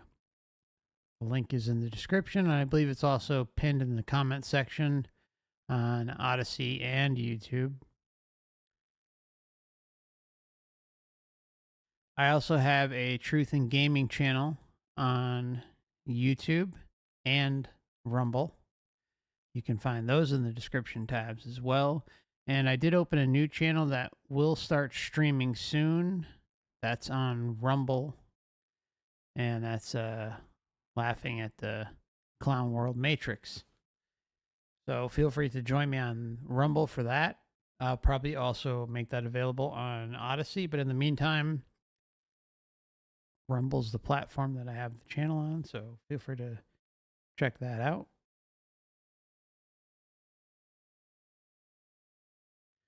Also, on Sunday, August 27th, we meet the last Sunday of every month. For anyone interested in joining the Last Timers Club for the stream levels, we'll probably meet in the late afternoon. Most of the time we meet at 7 p.m., but if you're interested in getting some extra content each month, your support is always appreciated but never expected. And you can find links to that as well on Odysee and YouTube in the description tab. And it is also pinned in the comment. So thank you again for all of your support. And also, hitting the like button does help on all the platforms. It helps get the algorithm in check. And sometimes the video may be recommended to the right individual. And you never know who you're helping. So even the small things like hitting a like button, commenting, sharing the video if you found it helpful, all those things are a way to get this information out there, because it's not something that's I don't know. It's difficult to run across this information, but you never know, right? I mean, the those who seek and have spent the time drudging through the truth realms hopefully will come across this type of information. And I also want to give a big shout out to Wayne Bush and Julie over at Sovereign Spirits. Make sure to go check them out. Channel name is Sovereign Spirits on YouTube, and Dan at Overwatch Channel and overwatchproject.com. You can find Dan on YouTube, Odysee, and at his website, overwatchproject.com. And Wayne's website is trickedbythelight.com. It's a must-see. It's a monsoon of information. And Wayne and Julie have made it to YouTube and are sharing some great information. So please go check them out and, tell them said hello. And I hope it helps you with your own research. So, all right, let's move along. And thank you again to each and every one of you. We've still got quite a bit to get through, but hope you're enjoying the stream so far. Thank you. Michael, yeah, that's great. Everything you've said has been absolutely fascinating. What I'd like to do now is to move on to talk about the LBL itself and what actually happens. So the first question I have for you is, can you describe what happens in an LBL from a time the patient comes in the room to when they leave? Okay, so LBL, for anyone who's not familiar, is a life between lives. You can see the abbreviations at the top of the stream, just to use as a reference point. Okay, first of all, Alan, we call them clients, not patients, but that's quite all right. Some people think that they are patients, but they're really not. In any case, essentially what we do in the beginning is to take a biography, talk to them a little bit about what we do as therapists in a general way, and kind of get them to know who we are and what we're about, and to learn about them. And one of the things, interesting things I think about what we do is we explain that we would like the client to bring a, quote, cast of characters with them. Now, what do I mean by that? A cast of characters is a sheet of paper that the client works on at home before they come to your office, which explains who are the important people in their life and why. We're not just talking about parents and siblings. We want to know about relationships, the important ones. Now, if Aunt Mabel didn't have much impact on that person's life, we don't need to have Aunt Mabel. But we want to know those folks who had an impression, made an impression, good or bad. And it doesn't need to be very long, just a few words about each person. And what we do with that sheet of paper is that once the session actually begins and we begin to get into the spirit world, we're going to find out if those people are in their soul groups and so forth.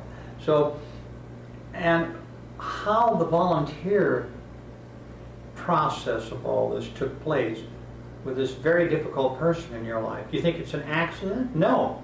You're here to learn something from them and they from you. Now, Okay, so I agree with one part of it. It's a volunteer process. We do come here at some point of our own free will.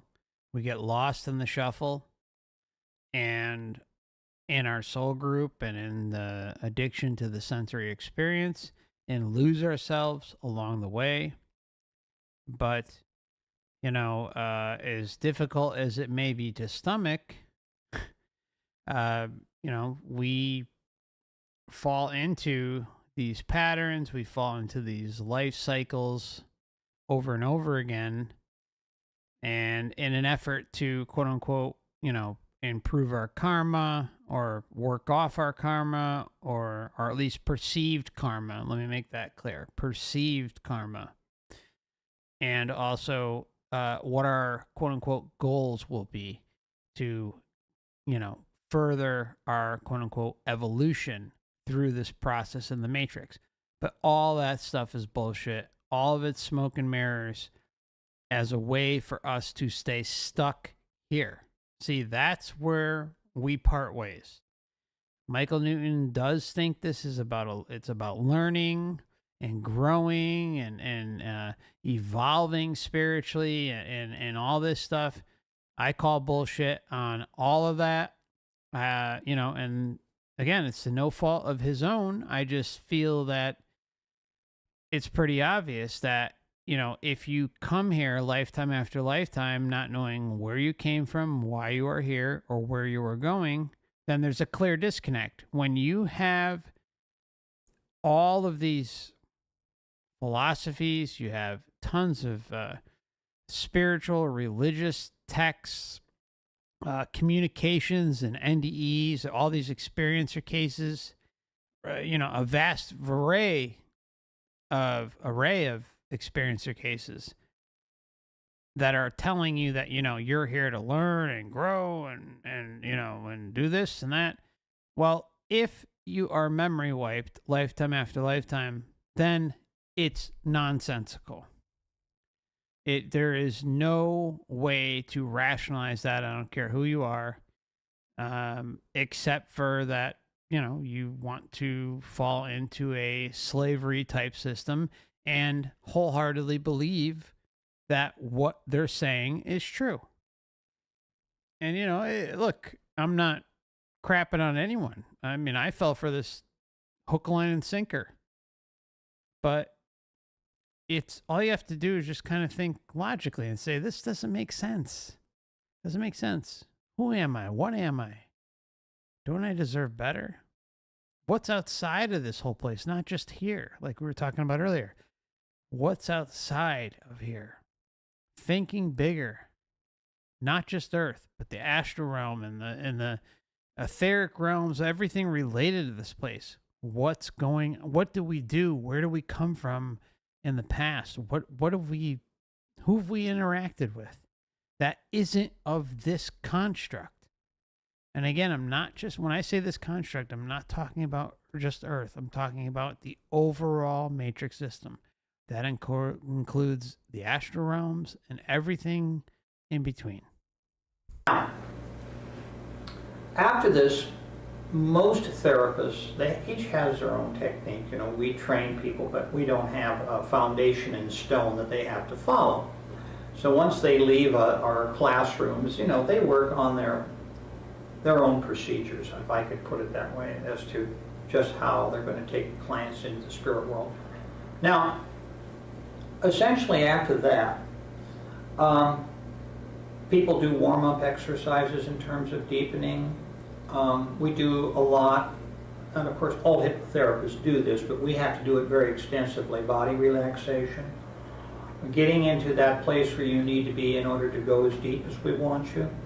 One of the things that I stress very strongly is that as we progress through each hypnosis stage, once we place the client in hypnosis, the placing in hypnosis is very quick. It's the deepening that's my secret.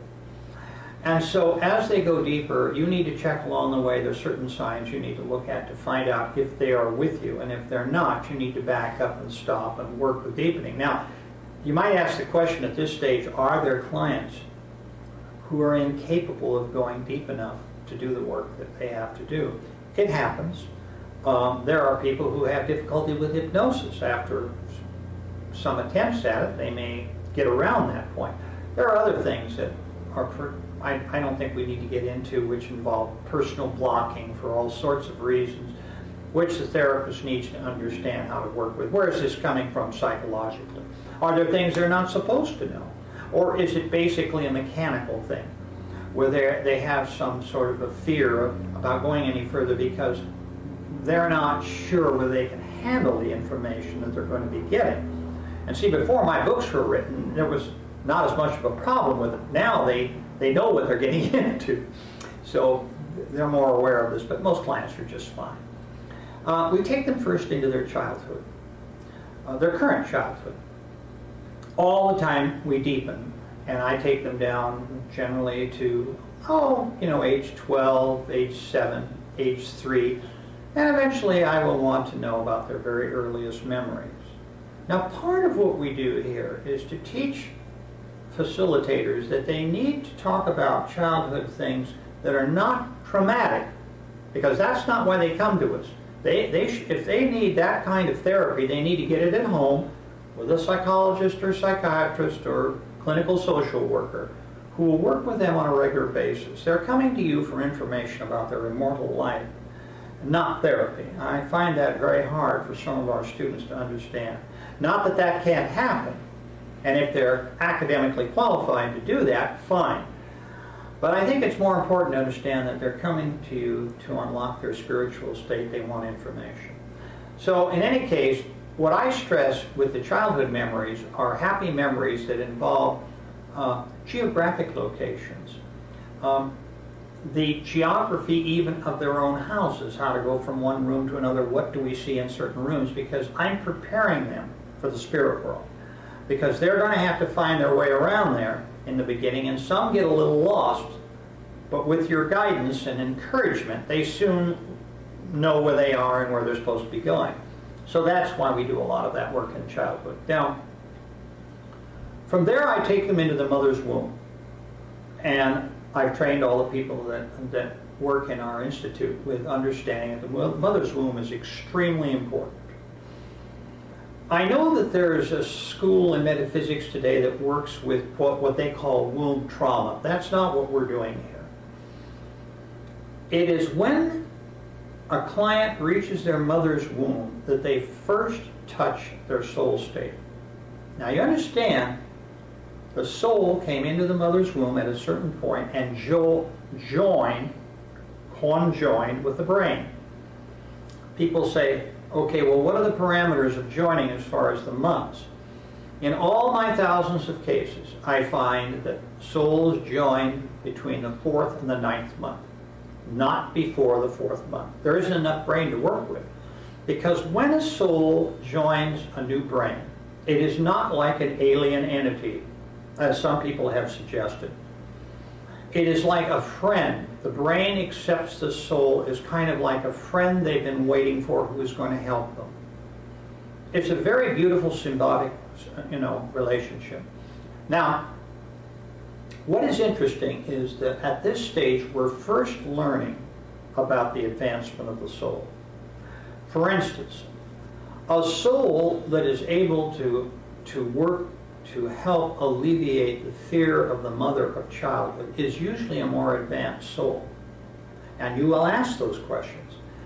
If all you get from this soul at the time they're in their mother's womb, in terms of what they're able to do with the mother, is to say simply, I can hear my mother's heartbeat, and that's all you're hearing, it's dark in here, you know you're probably dealing with a younger soul.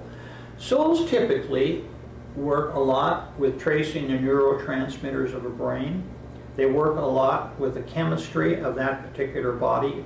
It's an incredible thing. I mean, we don't know what a soul is, and anybody who says that they understand the soul as far as what is, to me, not being honest, because we truly don't know.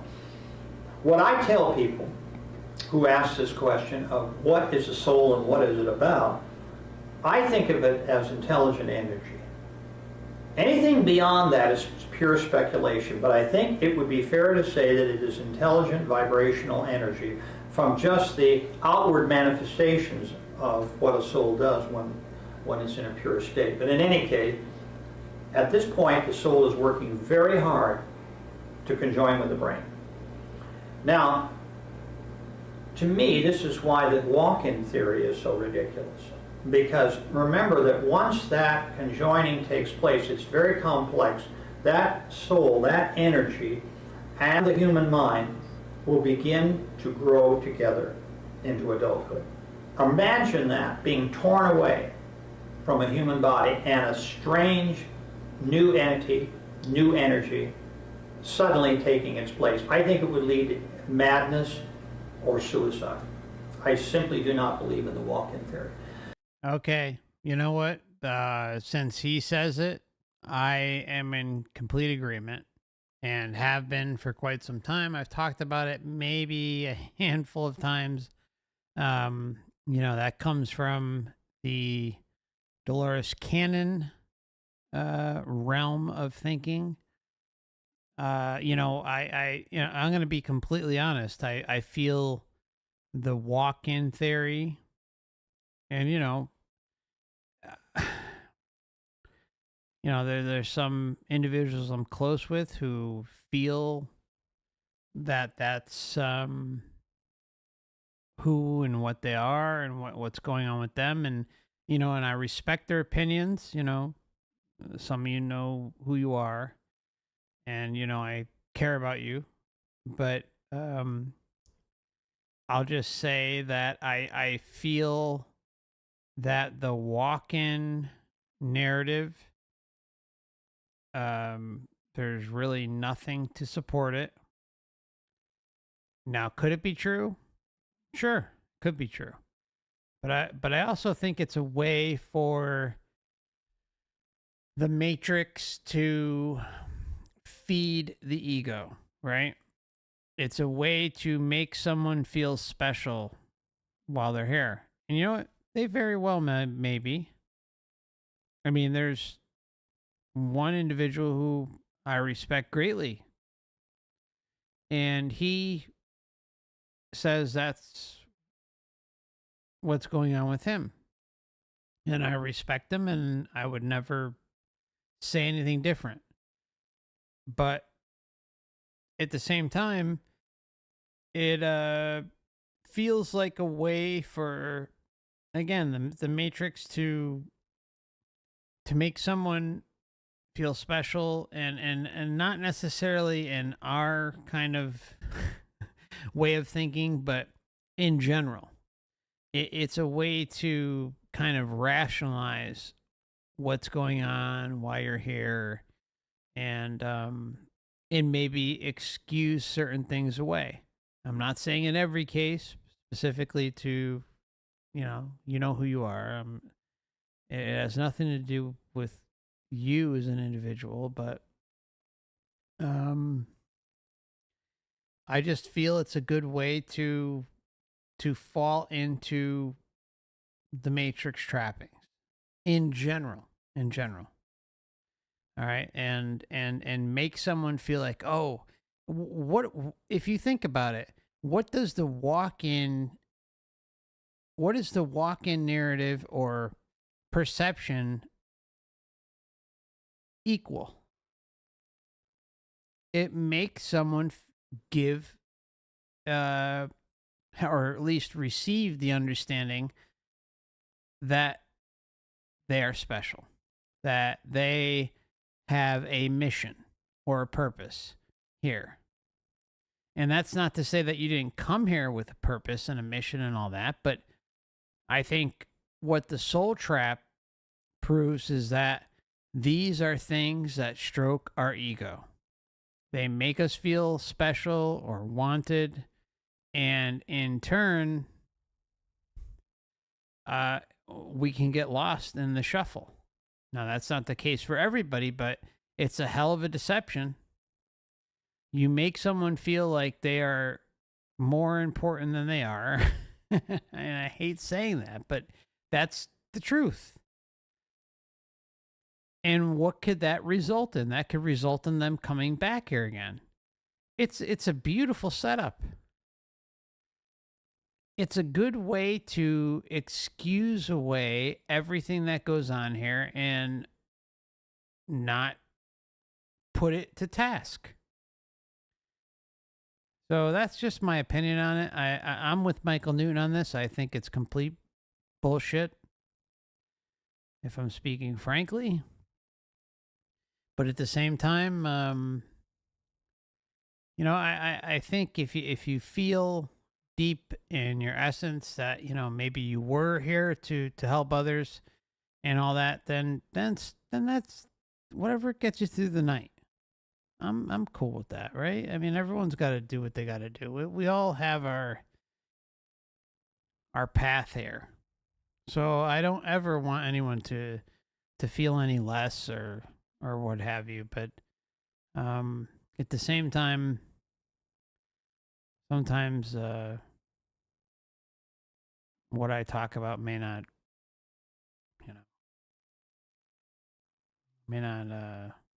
feel good. I don't know. That's just my opinion. I'm just some asshole on a microphone, so make of it what you will. Now, what happens then after that in the process of LBL is that we take people from their mother's womb into generally their most immediate past life. It doesn't have to be. It could be another past life, because after all, we can enter the spirit world from any form of life, which is what they have done. We're now accessing the memories of what it was like in their most recent past life of crossing over, dying and crossing over, and what happens. And so what you have here is a soul who will describe a death scene. We will spend a few minutes with the past life, not an awful lot of time. We will eventually, pretty quickly, go to the death scene in the past life. From there we will cross over. And what we want to know at this point is who comes to meet you, what do you see, are you on the ceiling of the hospital room where you just died, or overlooking a body in the street that's just been hit by a car? Where are you? What are you doing in relation to your body? We find this out. Do you want to stay around for your funeral? Some people do, usually younger souls. Or do you just want to go? most advanced souls will say, I just want to go home. And that's what the spirit world is to the soul. It is going home. Earth is not our home. Yeah, it is a temporary classroom. It's a school. It's a difficult school. Earth is a very difficult school. There are worlds out there where souls will incarnate that have no divorces, no mortgages, and everyone eats seaweed. So it. Whoa, that sounds horrible too. None, both options sound awful. Life on Earth or a life full of eating seaweed. I'll pass on all the above. See, this is where this is where the problem comes in, right? It's like, are you going to take control of your own essence and make a sovereign path, or are you going to get mixed up in the shuffle of what the Matrix wants you to feel or wants you to believe or deceives you into believing? The only path I've gone over this in my head a zillion times, and I can't, and I've edited the process along the way. Like, for instance, I think it was maybe not even a year or two ago, probably a couple of years ago, maybe. Doesn't even matter. It was not that long ago. I talked about how we should create our own portal. And then the vegan skeptic, who is amazing, I love him, and he's a good friend, and you should all check out his ebook. If one of the mods happens to have the link to the ebook, I'd greatly appreciate it if you can leave it in the chat so everyone can check that out. He's been around and done his own homework and put it all into an ebook, and it updates it regularly. So please check that out. And Vegan Skeptic, if you're out there, I hope you're doing well, my friend. So anyways, the point is I think it's only logical that we stop just following the rules, following what's expected of us, and go our own way. And don't let any clown on the internet tell you that you've got to do this, you've got to die at a 45-degree angle, or that, maybe this or maybe that. No, I think it's important that all of us get to the point where we feel comfortable in our own path as a sovereign being, not as a follower. This channel is a non-guru zone. It's just not. Like, we need to do what we need to do for ourselves and not look back. And there are all sorts of horrible distractions out there to try and get us into the Matrix way of thinking. Some are NPCs, some are spirited beings just lost. It doesn't matter. I think if everything is revolved around getting you distracted and buying into some bullshit narrative, then the system succeeds. And there's a high likelihood that you'll reincarnate. Maybe not. I don't know. But I think the chances are much higher. Much, much higher. So, if you want to fight the system and, put up your dukes at the end of your lifetime and question the system and feel like you need a round table with it, then that's all part of the game. Remember, everything is customized to this system. So if you feel you need to, address it or answer it or ask questions to it, then it's going to provide that illusion to you. And this is where, the rubber meets the road. What are you going to do? Are you going to take the sovereign path and say, fuck everything behind you? Or are you going to just be a pawn in the system? I mean, that's really what it boils down to. And I hate to say it like that, but that's the truth. That's what we're dealing with. We just need to do what we need to do for us as individuals, not a group, not this chat, none of it. We can all sit here and talk and have a good time, but when our time comes, you best take the sovereign path and just see. Clearly, we have, made errors in judgment. And I think those errors in judgment are revolving around our attachments, the soul group,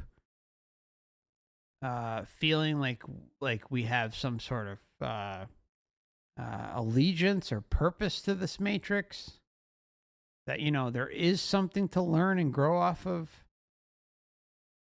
I think the only thing to learn here is that you're a sovereign being.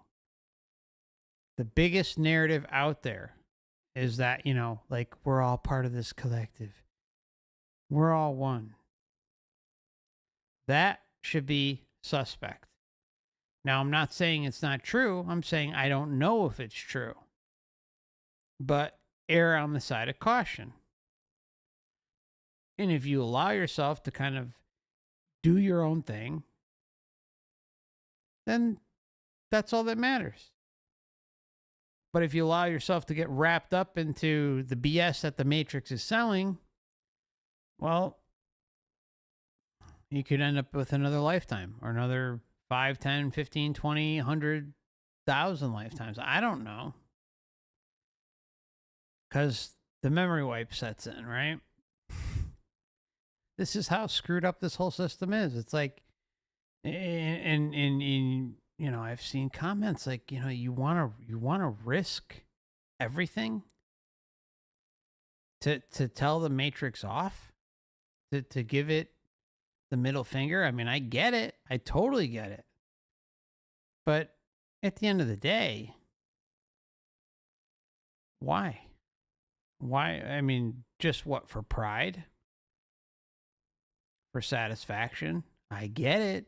But at the same time, I mean, I'd love to tell it off when I leave here and give it the big astral middle finger and all that stuff. But no, that's just a connection to the Matrix that, in my opinion, should be not even under consideration. So, anyways, kind of rambling a little bit, but just please don't let stupid things get in your way. But I'm not cranking on the comments whatsoever. I'm just saying, be careful. I think all it takes is one little misstep or belief in this system or belief in an attachment or some sort of connection to get us under the spell that the Matrix provides. I think it's very, very simple to fall right back into it. And when you don't have a body, when you've left your body and you don't have the pain, you don't have the suffering, you don't have all this stuff going on that's related to living in the physical experience, the material experience, then it's easier to deceive because you don't have a care in the world. You're just some etheric being, some etheric eternal being, and it's just easy to roam around and do what you want to do and take orders. See, that's where the problem comes in. And then, well, lo and behold, what happens? Then the Matrix comes knocking at your door. Maybe they give you a little break. And there's actually a lot of data to suggest that that's exactly what happens. That you get a break. And then before you know it, they come knocking at your, astral door saying, okay, we need you back on Earth. You need to go at this time and blah, blah, blah, blah. All the bullshit. And then what happens? You're placed right back into the Saturn time cube or whatever you want to call it, right? Screw that. Screw that. You want to risk everything just to tell this place off? I consider you brave if you do want to do that. And I get it. but don't do it, my friends. Please. Please, please, please. There are beautiful places. I always get a kick out of this. I'm a little aside here, Alan. I always get a kick out of the soul who's a hybrid soul, who's been to another world, you know. And they've said, well, I've asked, well, why did you come to Earth? Well, I went to my guide and asked if I could have more of a challenge. And so I could just picture in my mind a guy doing this and saying, you want more of a challenge? I've got just the place for you. It's called Earth. So anyhow, we find out about those kinds of things. And so when a soul first meets their spirit guide, at some point in this early stage of crossing over, it is one of the most beautiful things for a therapist to watch in an office setting, because you're listening to a person describe not Jesus, not Buddha or Mohammed, even though originally they may say, oh, wait a minute, there's this powerful being coming towards me. I think it's Jesus, for example, if you're a Christian client. Praise the Lord. Well, I always respect, as I said, people's belief systems, so what I generally say is, that's fine. Let's get a little closer so we can tell more about this person or character or being that's coming towards you. And very quickly you'll hear, oh, it's not Jesus or Buddha or Mohammed or whatever. It's my immortal teacher.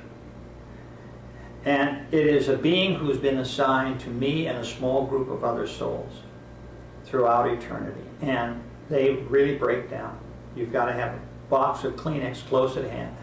Because for many people, it is the first time in their life when they see a loving being who truly cares about them personally, who knows them like no one else can know them, and who in many cases watches over them. Now, I'd like to say, Alan, some people have very, very loving hands-on guides.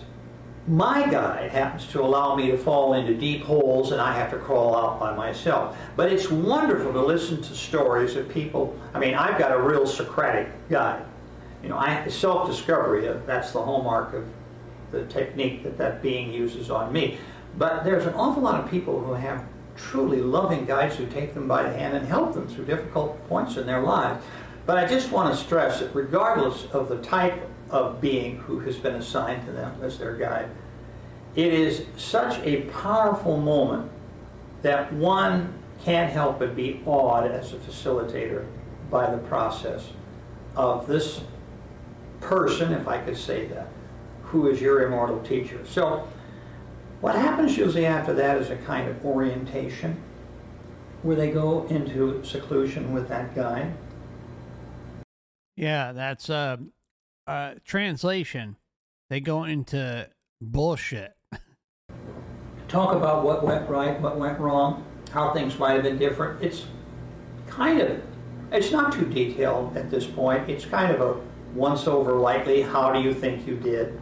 What could you have done maybe that would have been a little better? They're going to get much more of this later. So from there, they move into their spirit group, which is another exciting time for the client. This is why I asked for that sheet of the cast of characters. Because now we're going to find out, as they begin to approach this spiritual group, and I describe how that's done in my books, oh, I see so-and-so, and it's usually a very strange name like Amephis or Clodes or some strange name that you've never heard of. Well, who is this? Well, it's Bill. Well, who's Bill? My first love in high school.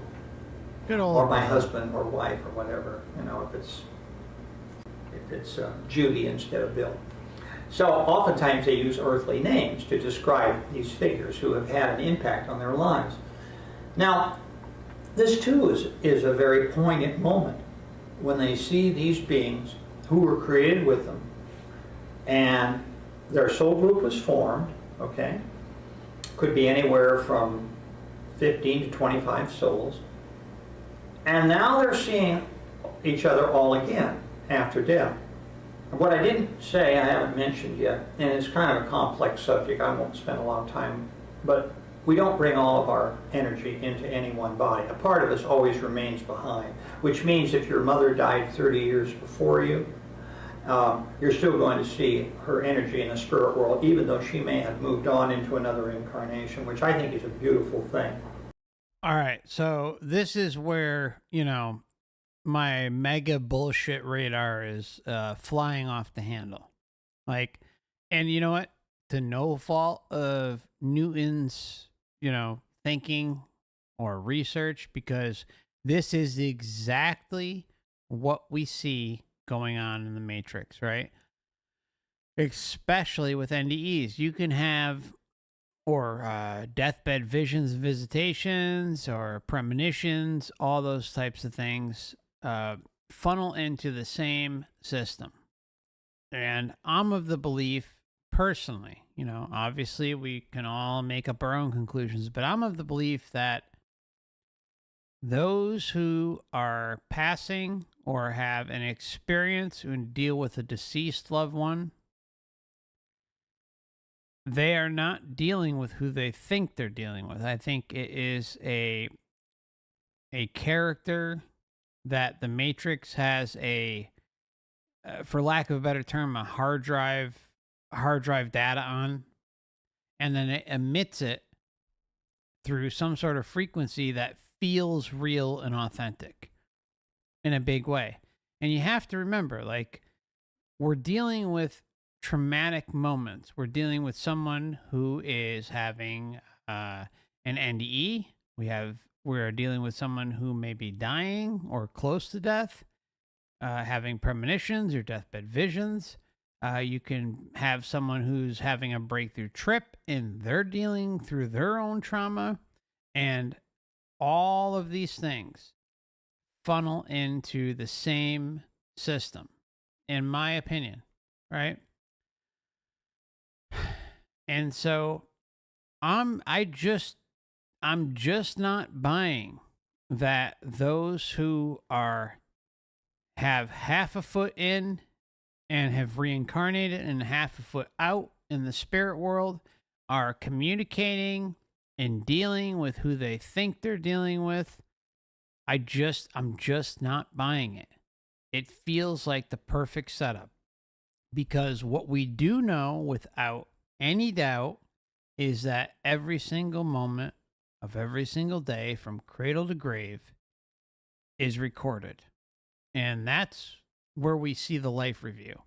So I think that this system that is heavily based on illusions can easily provide an illusion for someone on their way out, or who is dealing with trauma and needs like a pep talk from the Matrix from a deceased loved one or pet or deity, whatever the case may be. And in return, it either helps them, or perhaps they're already dying anyways and it doesn't matter, and it just kind of helps usher them through into the next lifetime and into the life review, into the light, and then boom, memory wipe, reset, rinse and repeat. I don't know, but that seems to be the process based on the data.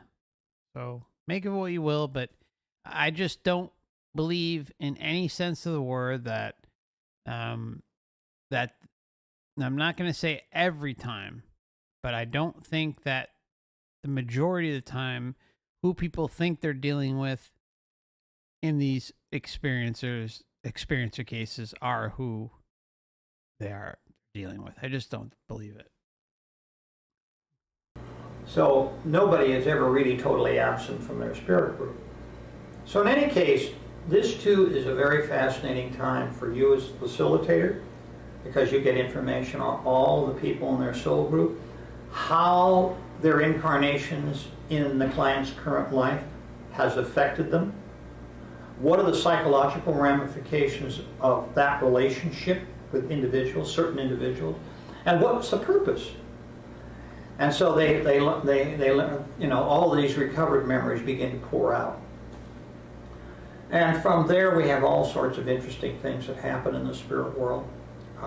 People do different things. They have different types of classroom activities, if I could call it that, depending on their skills and abilities and their motivations and their experience as souls.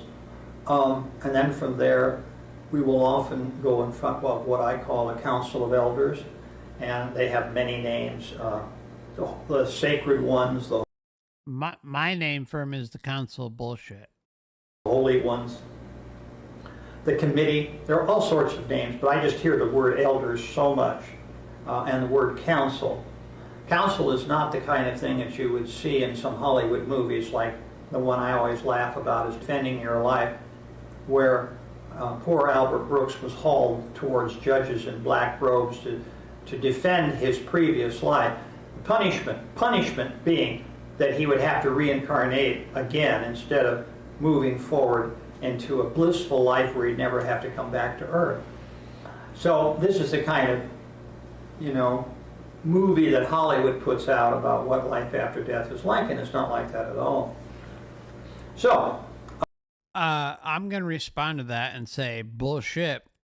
And look, of course, it's a Hollywood movie, but I think it depicts what's going on pretty damn accurately. I'm going to disagree with Newton on this because all it's showing is Albert Brooks is going through a haze. He's confused, barely kind of like knows he's died. Eventually kind of figures it out and breaks through the haze and is set up with this big marketing scheme. He's got to go through and meet like a defender, a public defender of his life. And blah, blah, blah, blah. I mean, it just goes on and on. It's the same type of bullshit that you'd expect. And as long as you're believing that it's true, and in the movie, it's showing a distraction, which is, what's her name? What the hell's her name? Some of you in the chat may remember, but, trying to think. Anyways, I can't remember. It's a pretty well-known actress, but the point is that she's almost like part of the distraction, or they're part of each other's distraction. Regardless of whether that was meant to be or not, it seems like it was supposed to cross over for a reason. Anyone in the chat happen to put that out there? I'll give it a quick search, but anyways, I just don't buy that this is the truth. It seems like the perfect scam, and it seems so well thought out too. So why not take the sovereign approach? from there, I talk to various clients about other activities that they may have in the spirit world, and eventually we come to the place of what I call life selection, which is where they decide, with the help of others, their guides and masters, on what kind of body would be most appropriate for their next life to do the kinds of work, karmic work that they need to do. And then, of course, the time when they embark again to return to Earth. So that's kind of an overview of the process of what a life between life session is like. Yeah, that's amazing. That's really great. It's a very clear picture, I think. What would you say are the benefits of an LBL experience? Why do people want one? Incredible benefits. People come for different reasons to see you. And it's interesting, you would think that they might want to know who their soulmate is, and they do, what their spirit guide is like. What's it like to really be a disembodied spirit? All these things. But always number one with most people, purpose. Why am I here? You have people that, for instance, a guy's shaving in the morning, he's looking in the mirror and he's saying to himself, and this happens, I think, for a lot of people, why am I me? I don't feel like this body is really me. I don't know why I feel that way. It's ridiculous. I'm here for one life and that's it. And I don't know why, but this is my body. I am who I am. And of course, what they don't realize, unless they've had an LBL, is there is a duality. One of the major benefits, Alan, of having this is not only learning the things we've talked about, but learning who you really are. By that I mean understanding your soul character, which is immortal, how it combines with a temporary brain, which involves, of course, all of the, how can I say, chemistry of the body, the chemistry of the mind, and then central nervous system, all that goes into making up a biological body, which produces one personality, the brain and the soul producing one personality in one lifetime. But that personality may not be the real you. It has a part of you in it, but all sorts of influences from the brain can kind of shift things a little to make it confusing for you, which is by design. We learn. Make it a little confusing for you by design. Make it confusing by design. Things a little to make it confusing for you, which is by design. We learn from every body. And so karma really is the sum of all of our bodies. Oh, God. All right, buckle up. And what we've learned from each of them, and what we've done that's right, and what we've done that maybe isn't quite as good as it could be. Remember, we're getting a life script from this psychopathic system. So if you're supposed to learn, grow, and work on that karma, well, why are the psychopathic narratives, the psychopathic life scripts being released? Whether you get one or not, it doesn't matter. Why do they exist in the first place? What can you possibly learn if you're being memory wiped lifetime after lifetime? It doesn't make any sense. So that's essentially the major benefit, I think, that comes out. Of course, a lot of other problems are understood once we understand who we really are and why we're here. So just let's talk about this duality a little bit more, because this seems to me vital to grasp this concept. So, do you believe that there are a number of people on Earth who are experiencing a sort of a conflict, really, between their physical biochemical self and their spiritual self? I certainly do, Alan. Let's put it this way. We join a body. Generally, souls choose bodies for one of two reasons. Either the body is very similar to the character of the soul, in which case there's a kind of a melding of two like characters, if you will, or they choose in opposition. They either choose in conjunction or opposition. They choose in opposition. For example, you could have a low energy passive soul joining a very aggressive body in order to gain from that association. I find that more often than not, souls choose in opposition because they learn more. And when they do... No, okay. I'm just going to say, based on my research, I think when it comes to, and this is just my opinion, a loose opinion, is that I think when, quote unquote, souls choose in their opposition, it is elevated or kind of pushed by the matrix or the guides or the teachers or the council, whatever the case may be. But you also hear kind of like the counter narrative, and I think that's kind of like to soften the blow. And again, this is my opinion. I can't prove this. This is just kind of my gut feeling. I think that the research shows that, oh, well, yeah, you chose this rough life script, but in the end, we tried to stop you. We really tried to stop you from taking this path, but you were insistent on it and this and that because you wanted to ascend quicker or, get through whatever you need to get through quicker. And see, it all funnels into the bullshit meter, a big, bright bullshit meter flashing before your eyes. if you were here to learn and grow and everything in between that this place is selling you, then these types of things would not make any sense. They don't make any sense.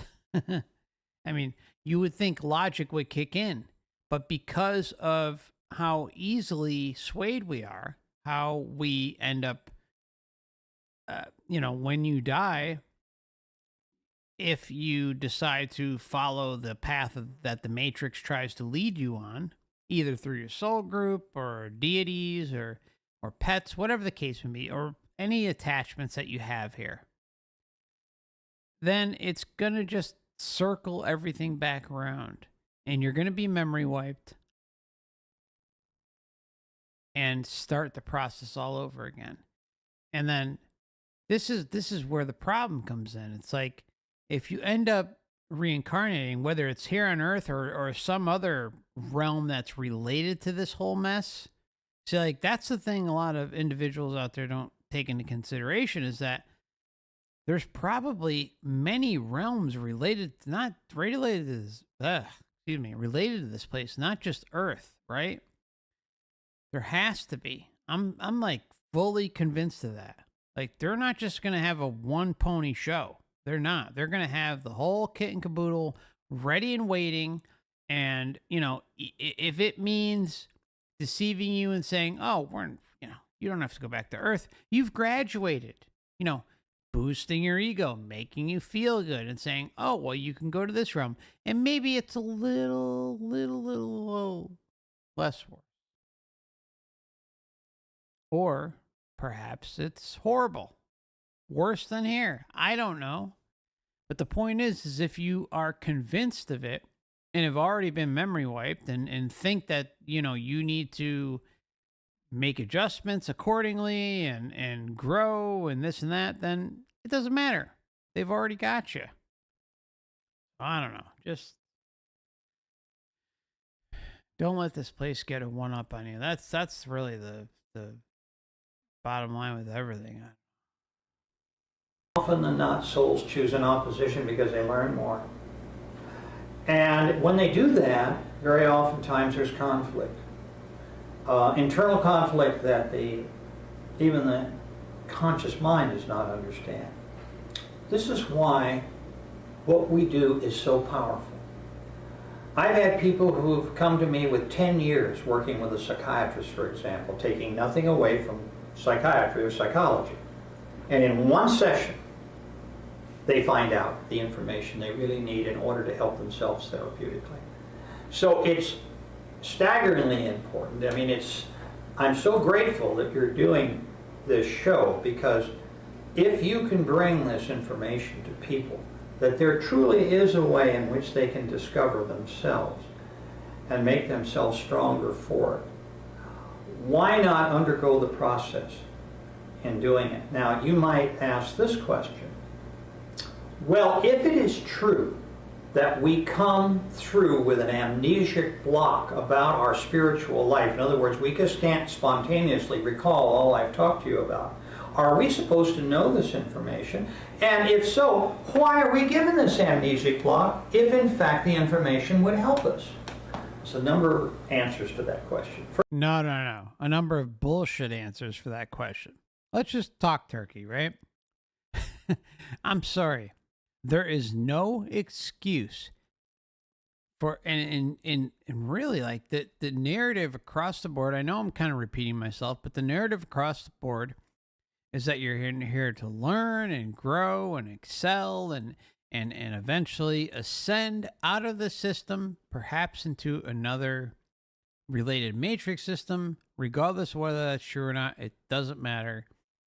We're dealing with what we're dealing with, and the facts are that you come here lifetime after lifetime, memory wiped. And if you're not coming here, you're still kind of under the umbrella of the matrix, possibly in other realms. And as long as you're, falling for the endless BS and being taken for a ride and thinking that,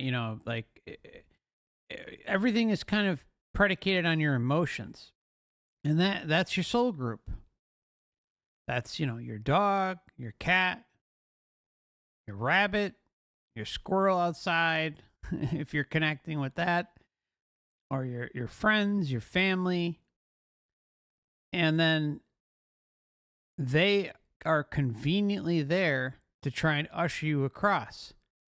And the amnesic block cannot be rationalized when you're looking at it from a logical point of view. It's just not possible.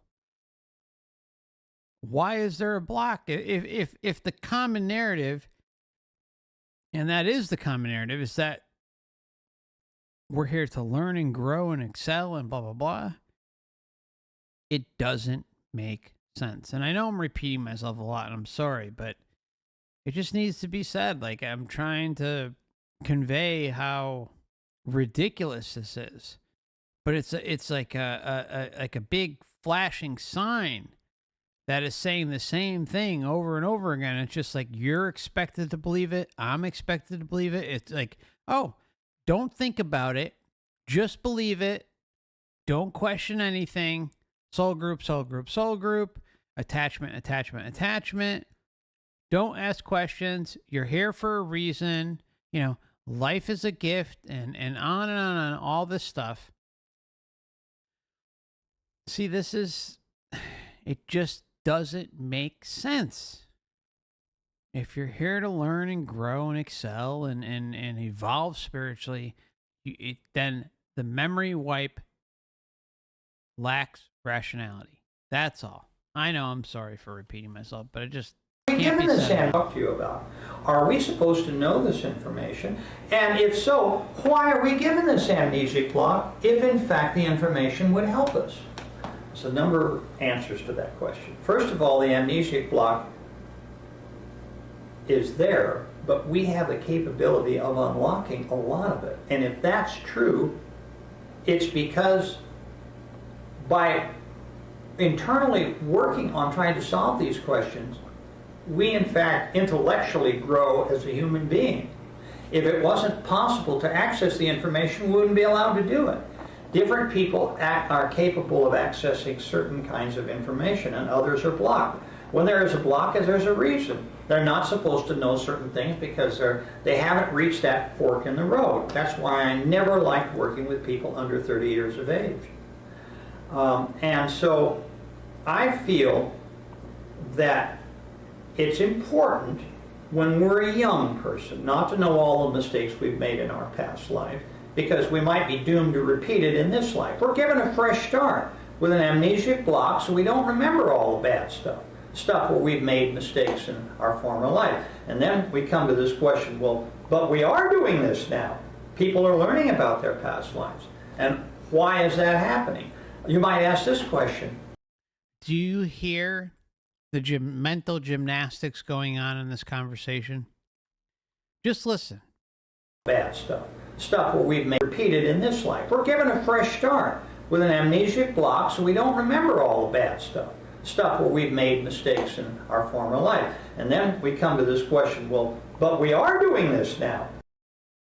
Okay, so the amnesic block, we're fortunate enough to not remember it.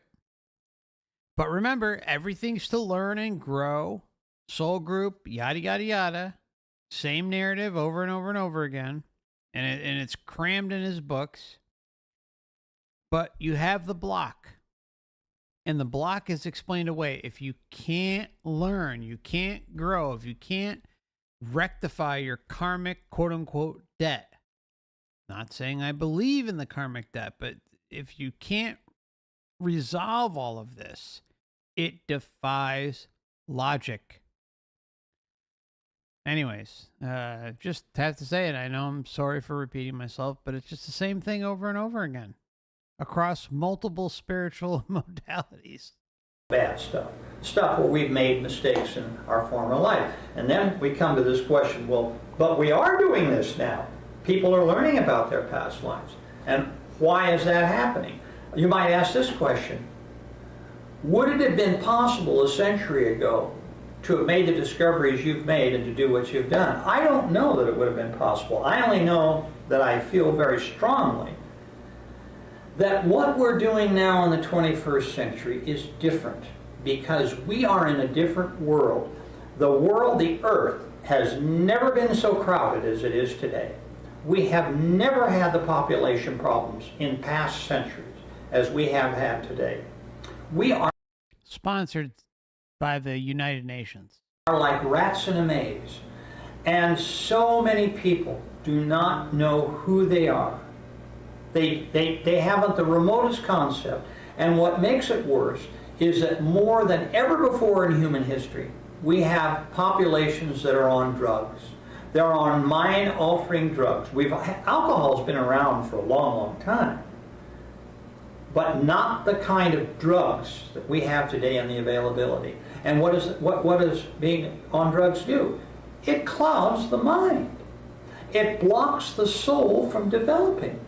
So I think those two factors alone are perhaps an indication why the powers that be upstairs, if you will, are maybe loosening some of the bonds of amnesia to permit this kind of work in order to make us stronger as a race and to deal with the problems that we've dealt with, that we have to deal with in this very, very complex world.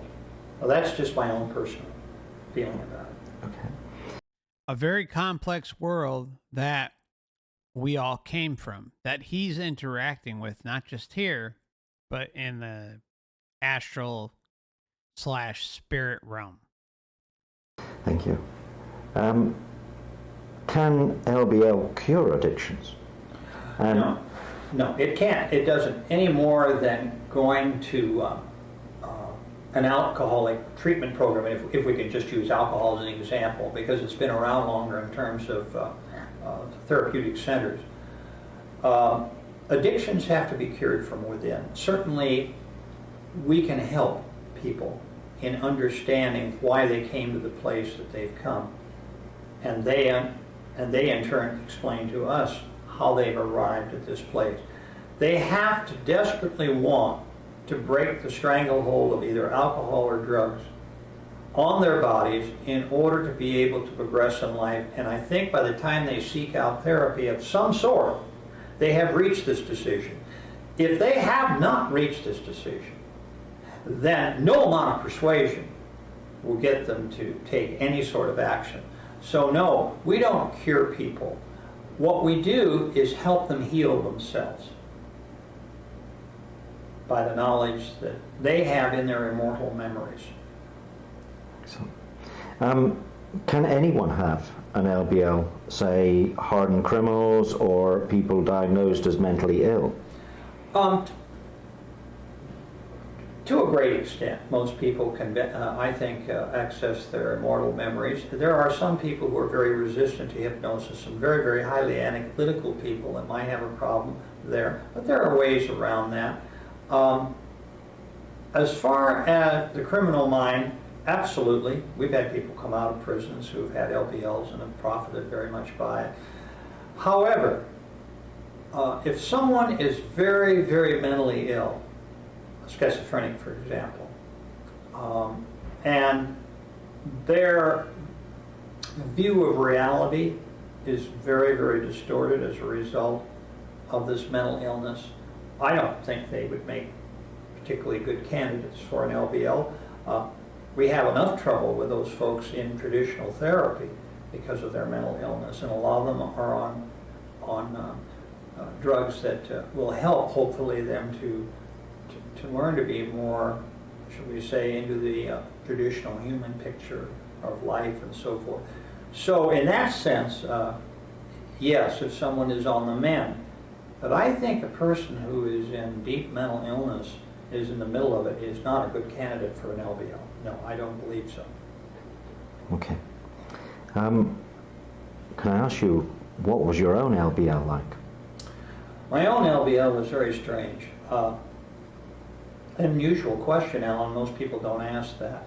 For years. Trust me, this interview is not being conducted by Ellen. Remember, I worked alone. I was the only therapist. There was no way I could in here today. We require people to have past life experience. We feel it's important for their understanding, but in my day there was none of that. What I did, as you can imagine, is I began to look carefully at the students I was training to see if I could find a person who I was willing to, now you can imagine my standards were terribly hard because I knew what I'd be in for. I found a lady who was extremely intuitive, one of my students. And these, as I say, are all working professionals. These are not beginners.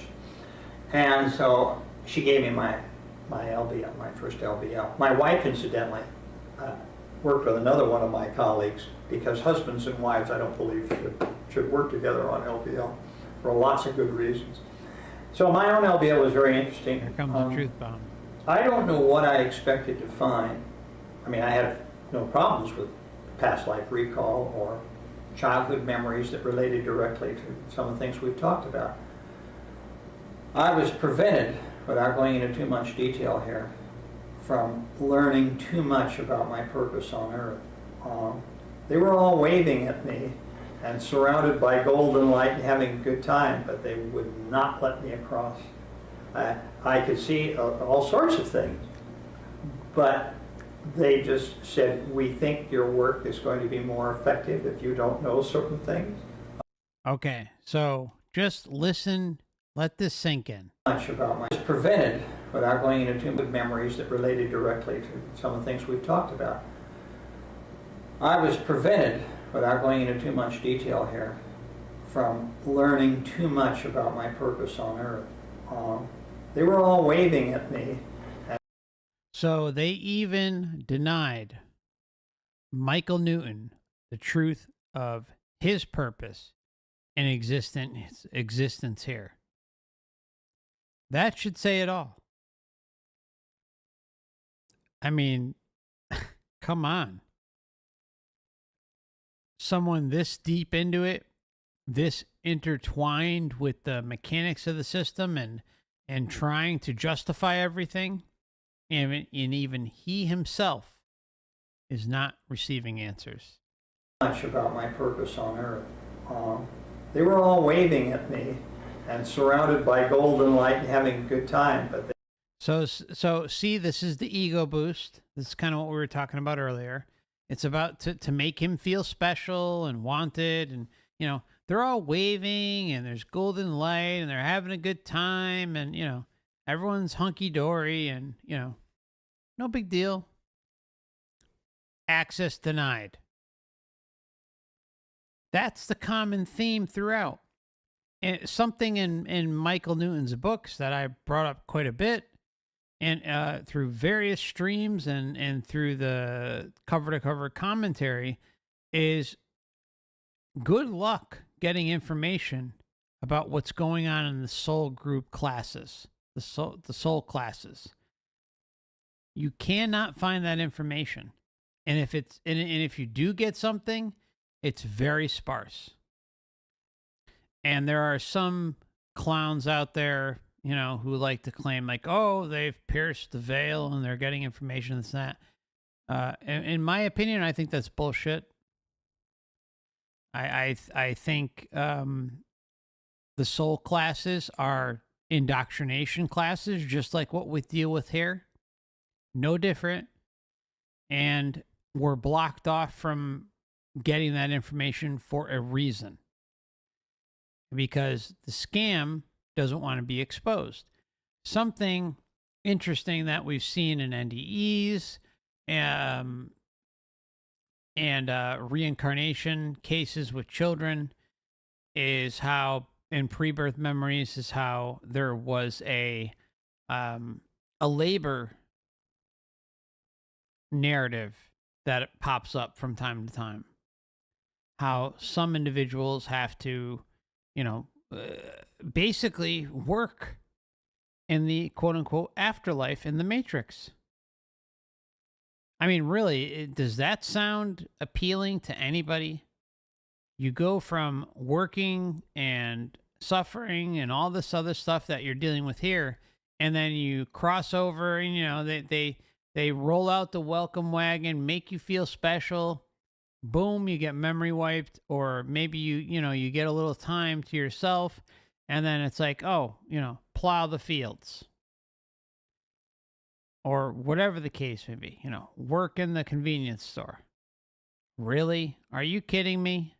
And that's something that pops up. It's not extremely common, but it's common enough where it seems like it's another indoctrination process. So how much information we can get from that doesn't matter. It pops up enough where it's there. So why is it there? The only logical explanation is because, well, what happens next? You end up here and you work and slave away from cradle to grave. See, this is where everything falls apart and doesn't make sense. You're here to learn, grow, excel, and I know I'm repeating myself. Then why, oh, why would you be memory wiped lifetime after lifetime? Regardless of whether you're experiencing life here on Earth or elsewhere within the Matrix, doesn't matter. Same old song and dance. Surrounded by golden light and having a good time, but they would not let me across. I could see all sorts of things, but they just said, we think your work is going to be more effective if you don't know certain things about yourself. And so that's where we're going to leave it. It was kind of frustrating, but I think I understood really completely as to why the decision was made. I mean, I certainly saw my spirit guide and so forth, but there were a lot of things that I was prevented from seeing and doing, I think, for the very reason that I guess I was chosen to do this kind of work. What it is, I can't say, but it was a fascinating session. That's very interesting.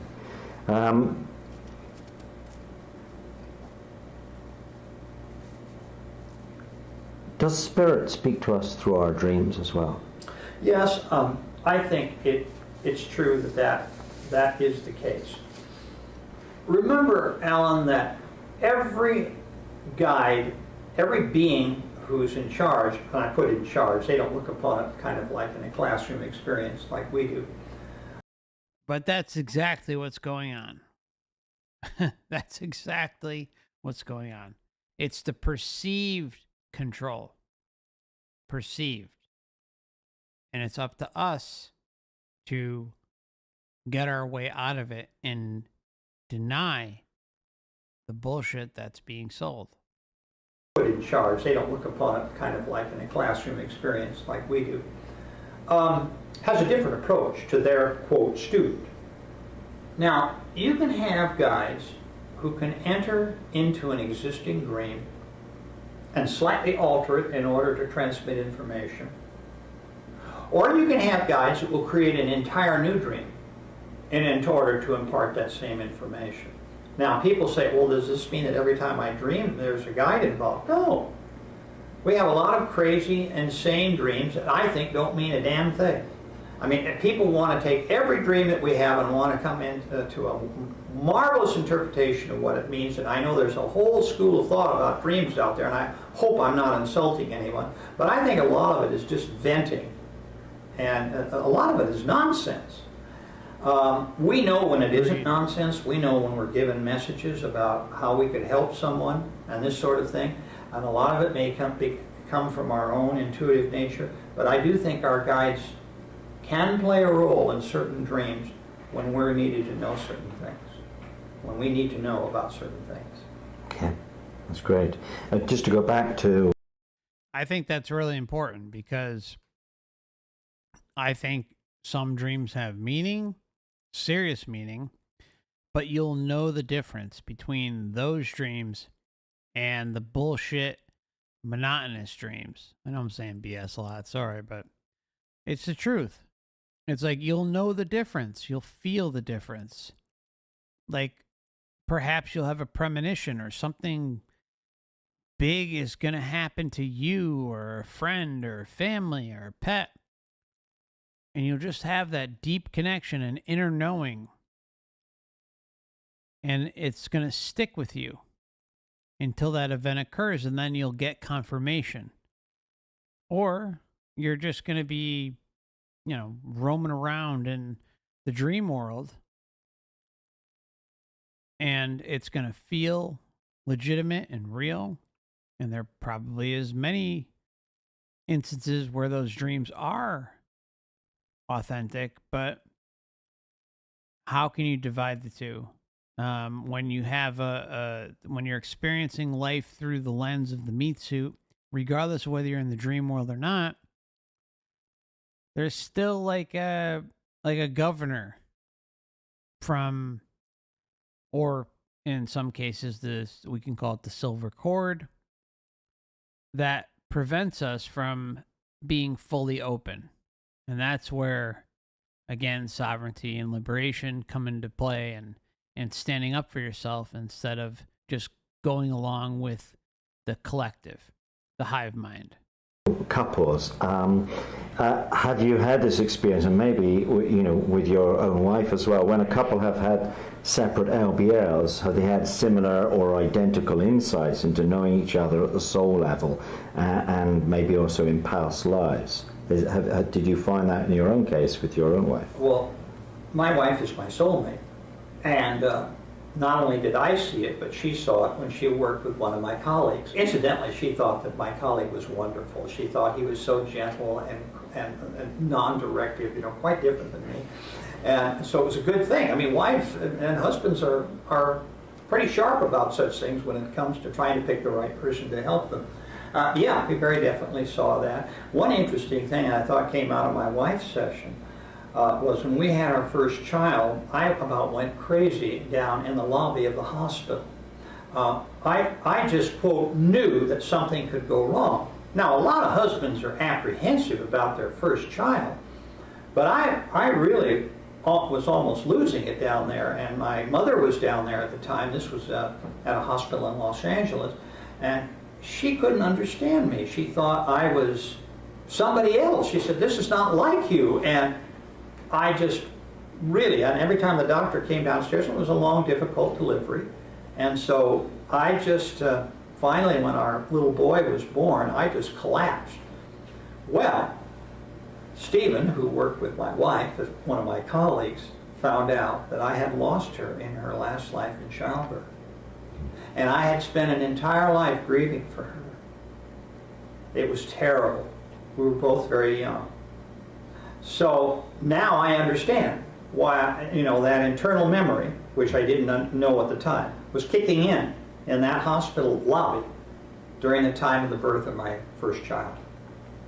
Wow, that's an incredible story. Yes. Okay. All right. So I want to give a big thank you. I don't think I said it already. I want to thank John Brim for the super chat. John says, there is only one lesson to learn, and that is how to escape. Completely agree, my friend.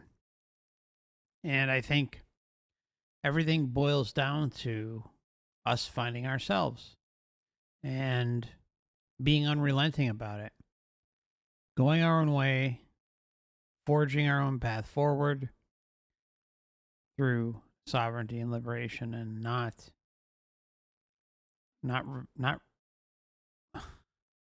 just not giving up. Anyways, thank you, my friend. I appreciate it. And going to take about 5 minutes. We're on the tail end of the stream. Thank you for hanging in there. And I'll see you back here in probably about 5 minutes. So thanks so much.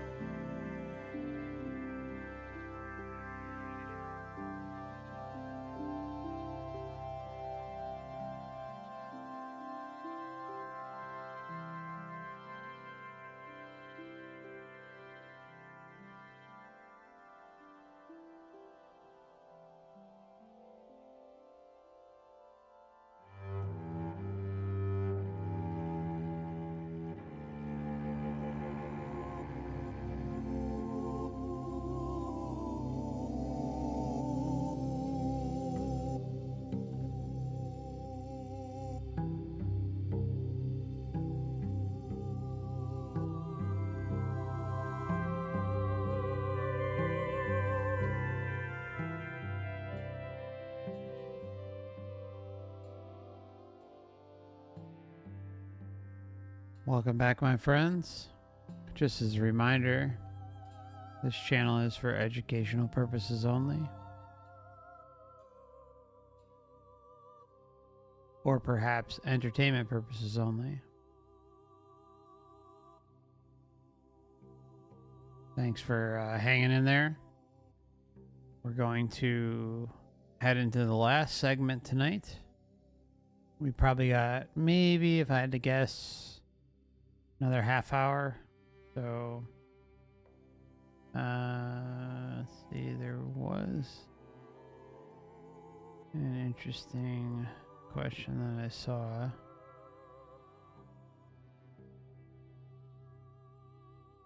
Abstract asks FC, is there anyone outside of this world that is trying to help everyone escape? And then candidly followed up and said, ask yourself, Abstract, if you got out, would you work to free others? Yeah, I this is something I've talked about a few times. I'm not necessarily convinced either way, but when I was lost but also awake through my own process, I was fighting the soul trap tooth and nail. And I didn't, it was the last thing I wanted to be true or potentially true. And there was just this one last NDE, and this is after reviewing, I don't even know how many, over however many number of years it was. It just, I'll never forget it. I was in my bedroom. I remember having my laptop. I was reading one of the NDE websites. And it just like suddenly said, okay, screw it all. Like, yeah, it's all bullshit. And I had this just overwhelming knowing of all knowings confirmation. It was like, it was the hurdle that I needed to reach the finish line to kind of come to grips with where I am, you know, what's going on and how to deal with it. And throughout that process,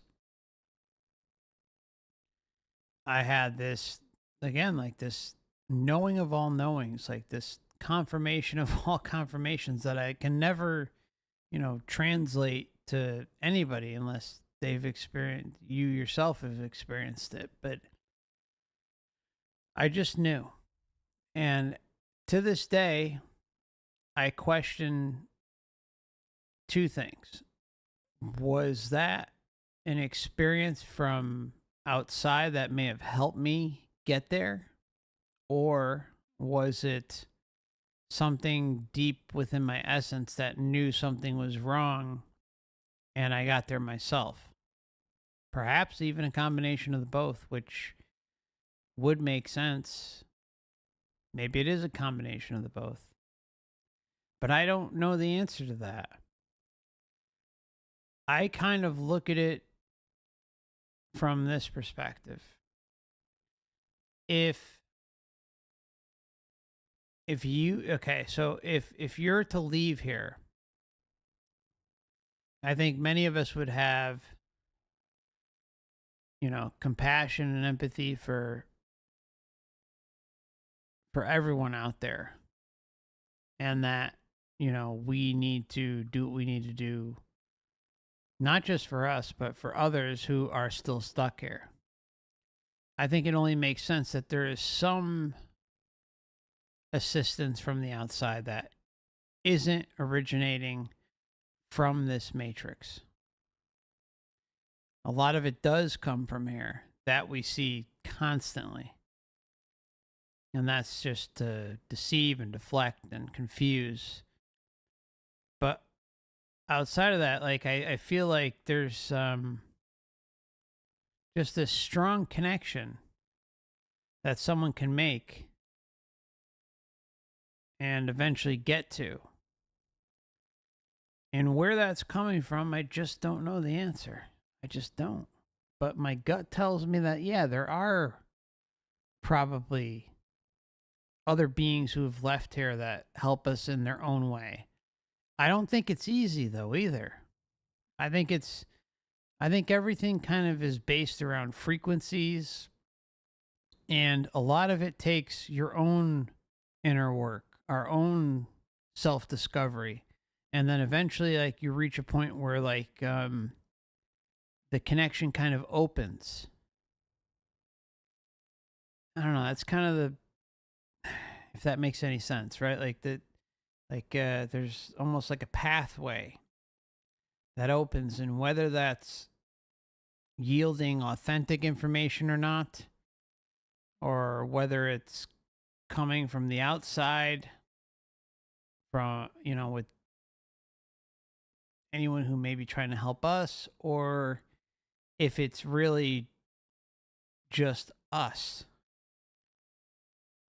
saying enough is enough and figuring out the bullshit. I really don't know the answer to that, but I kind of look at it is from this perspective too.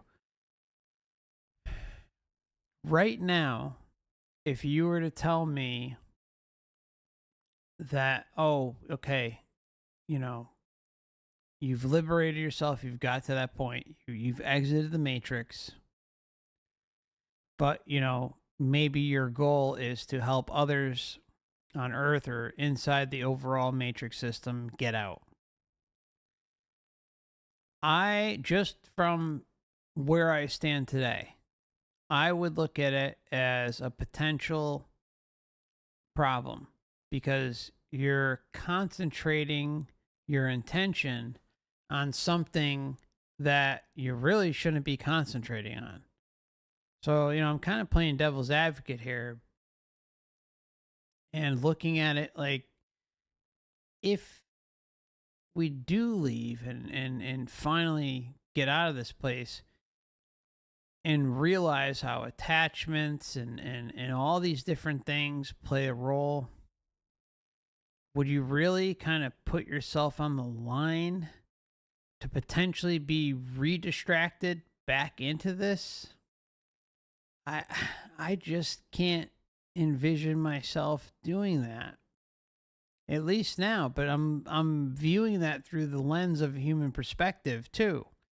So I think that's really important to take into consideration, because if you do leave here and you kind of are resilient and you realize that nothing can mess with you, and you hold firm and you're able to not allow those distractions that may emanate here on Earth or within the matrix itself to help others, where it could negatively impact you, then why not, right? Why not try to help others? But I just don't know the answer.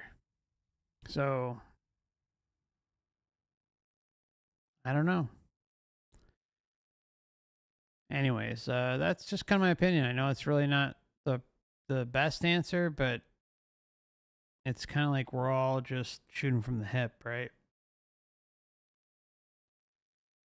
I don't know. What do you guys think in the chat, or if you're watching the replay? What do you guys think? Do you feel like you got assistance? Take away my channel and Wayne's website and channel and Dan's channel and Dan's website. Take away all that stuff. Do you feel like you had some sort of assistance from something outside of the matrix to get you where you are today? I mean, it's a great question. It really is. I just don't know the answer. My gut kind of says yes, but it's not backed up by much. Just kind of a minor gut feeling, I guess. Anyways, sorry I couldn't really say much more, but that's kind of where I'm at. Hey, Tommy, good to see you, brother. Hope you're doing well. I saw your book collection the other night. That was great. Have you ever had a client who has a very strong spiritual belief system and way of life, such as a Native American Indian or an Aboriginal, and has that affected their LBL experience in any way, or is it a natural harmony between the two? Every client that comes to you has preconceptions. Whether they are an Native American Indian today, or whether they believe they were in a past life. That may or may be not true. Some people are right on the mark in what they believe has happened to them before in other lives, for example. Their spiritual memories are much different, because this is kind of an ethereal thing that they may believe that they have seen their guide, and they might very well have. But they haven't really got a handle on it like a past life, a sudden spontaneous recall would give them about, for example, being killed in the Civil War, or being on the plains as an Indian in the last century. What I can tell you, Alan, is that regardless of the preconceptions, once you are in deep hypnosis, you cannot lie. I mean, you may want something to be true, but that doesn't mean it's going to be true. And I have a very graphic example. Every so often I would get a client who would come to me after having read my books. Dr. Newton, you're going to find I'm a very old soul. I'm in my last incarnation. I'm a blue light. And very oftentimes, I'm always very gentle with such people. I would find that they are a rank beginner. They simply wanted it so bad because they have such a long distance to go. I mean, we all have a long way to go. But now see, like, this is where the color coding thing comes in with the Matrix and past life regressions, where, got a long way to go. No, you don't have a long way to go unless you allow that long way to go. Say no. Actually, no, don't even say no. Don't even interact. Period. The end. Don't interact with any of this stuff, because it's just gonna try and suck you back in again. And this is really, again, like I try to point this out, that we really are on an individual journey, my friends.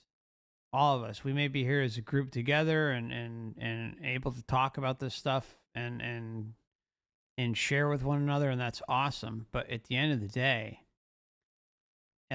we really are on an individual journey, and submitting and just blindly going along with the hive mind is not who most of us are.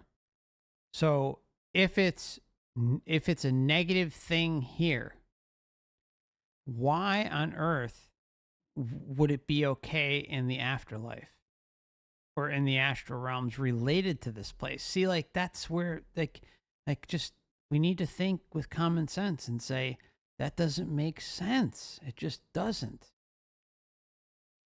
Why are we going to submit to the hive mind when the hive mind has done nothing but prove itself to be the most destructive, vile thing in this experience?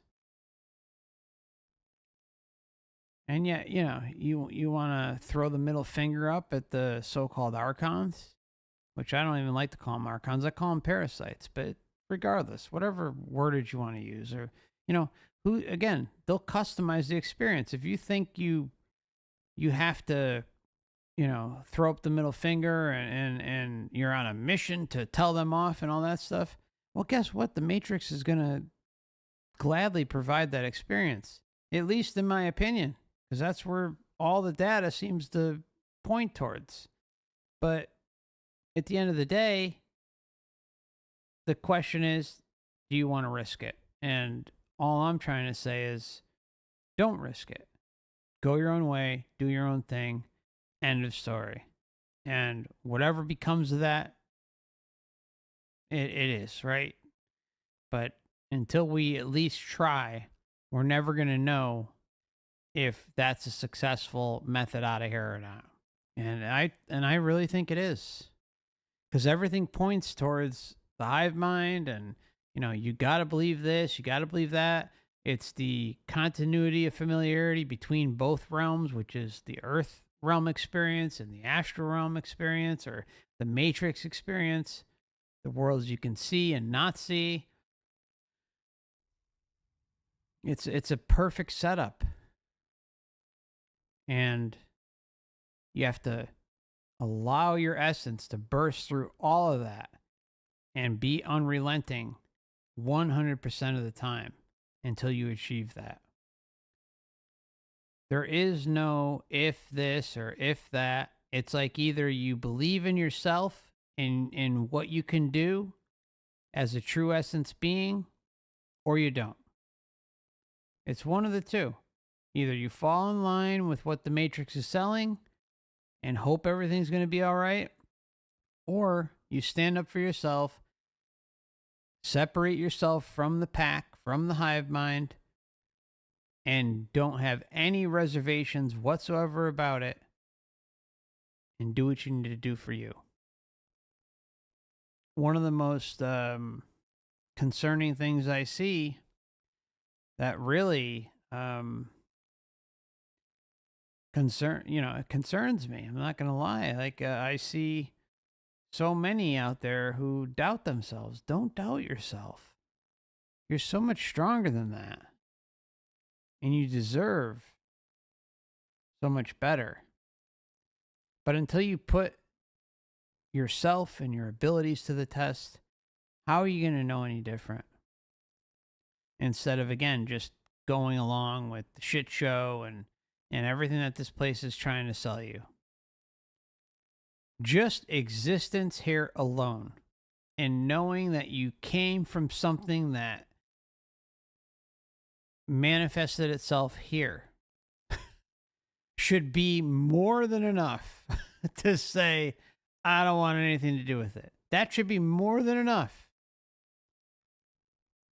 So, there's no middle finger or powwow meeting at, the, Archon Control Center after the life. It just do what you got to do for yourself with nothing but sovereignty and liberation as your unrelenting mindset. I really think that's the answer. I do. How often are the simplest things the answer in this existence? And I think that's true. I really do. I think oftentimes the simplest answer is the right answer. And it's kind of coming to terms with that. Yes, you are a powerful creator being capable of making free will decisions on your own and never looking back. But once you kind of doubt that those abilities exist, then perhaps you open the door. I hope that's not the case, but I think everyone kind of needs to get to the point where they're unrelenting. You got to want it and not allow anything to stand in your way. And that starts with shielding, which is non-interference, sovereignty, liberation, creating your own realm, which is incapable of being infiltrated in any way, shape, or form, and then seeing what the hell happens. That's the only answer I have. I think it's that simple.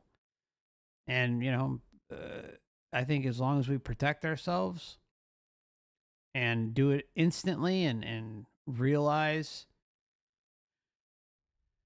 what we need to do for us, and instead of thinking about others and whether it's a soul group or this or that, and finally stepping forward and actually being selfish for us, that's when things change.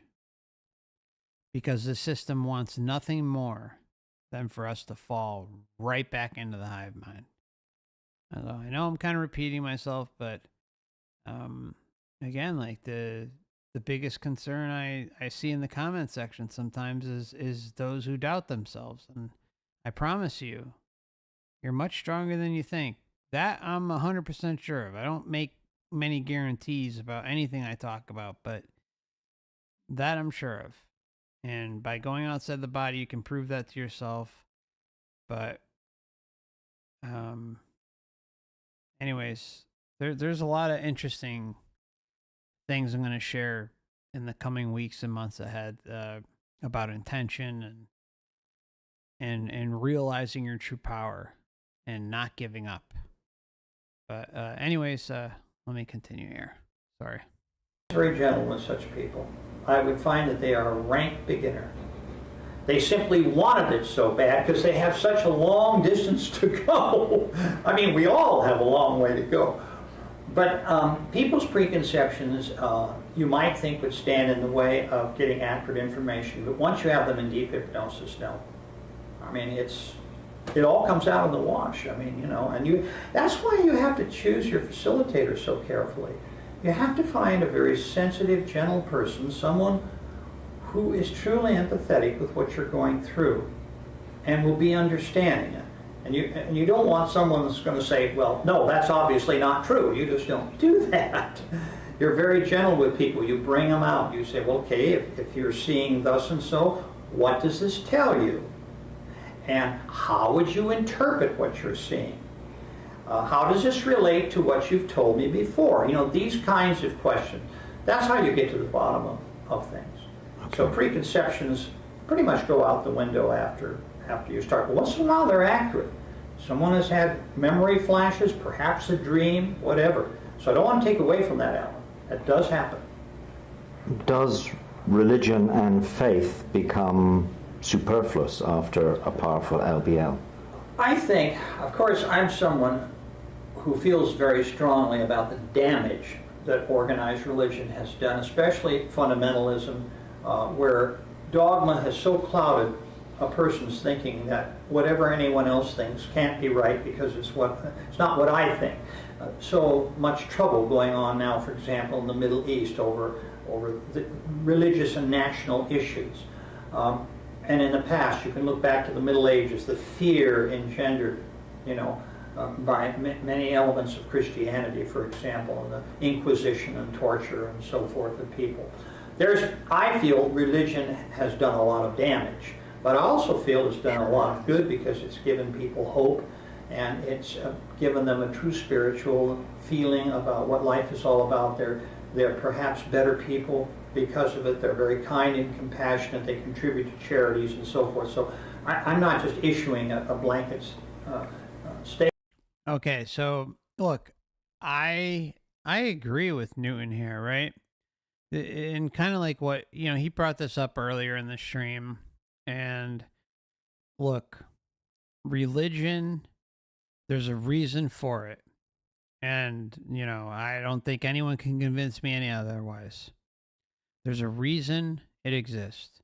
And that is because the matrix system knows we all have, assuming you're not a NPC, but the matrix knows that we all have a spiritual component within.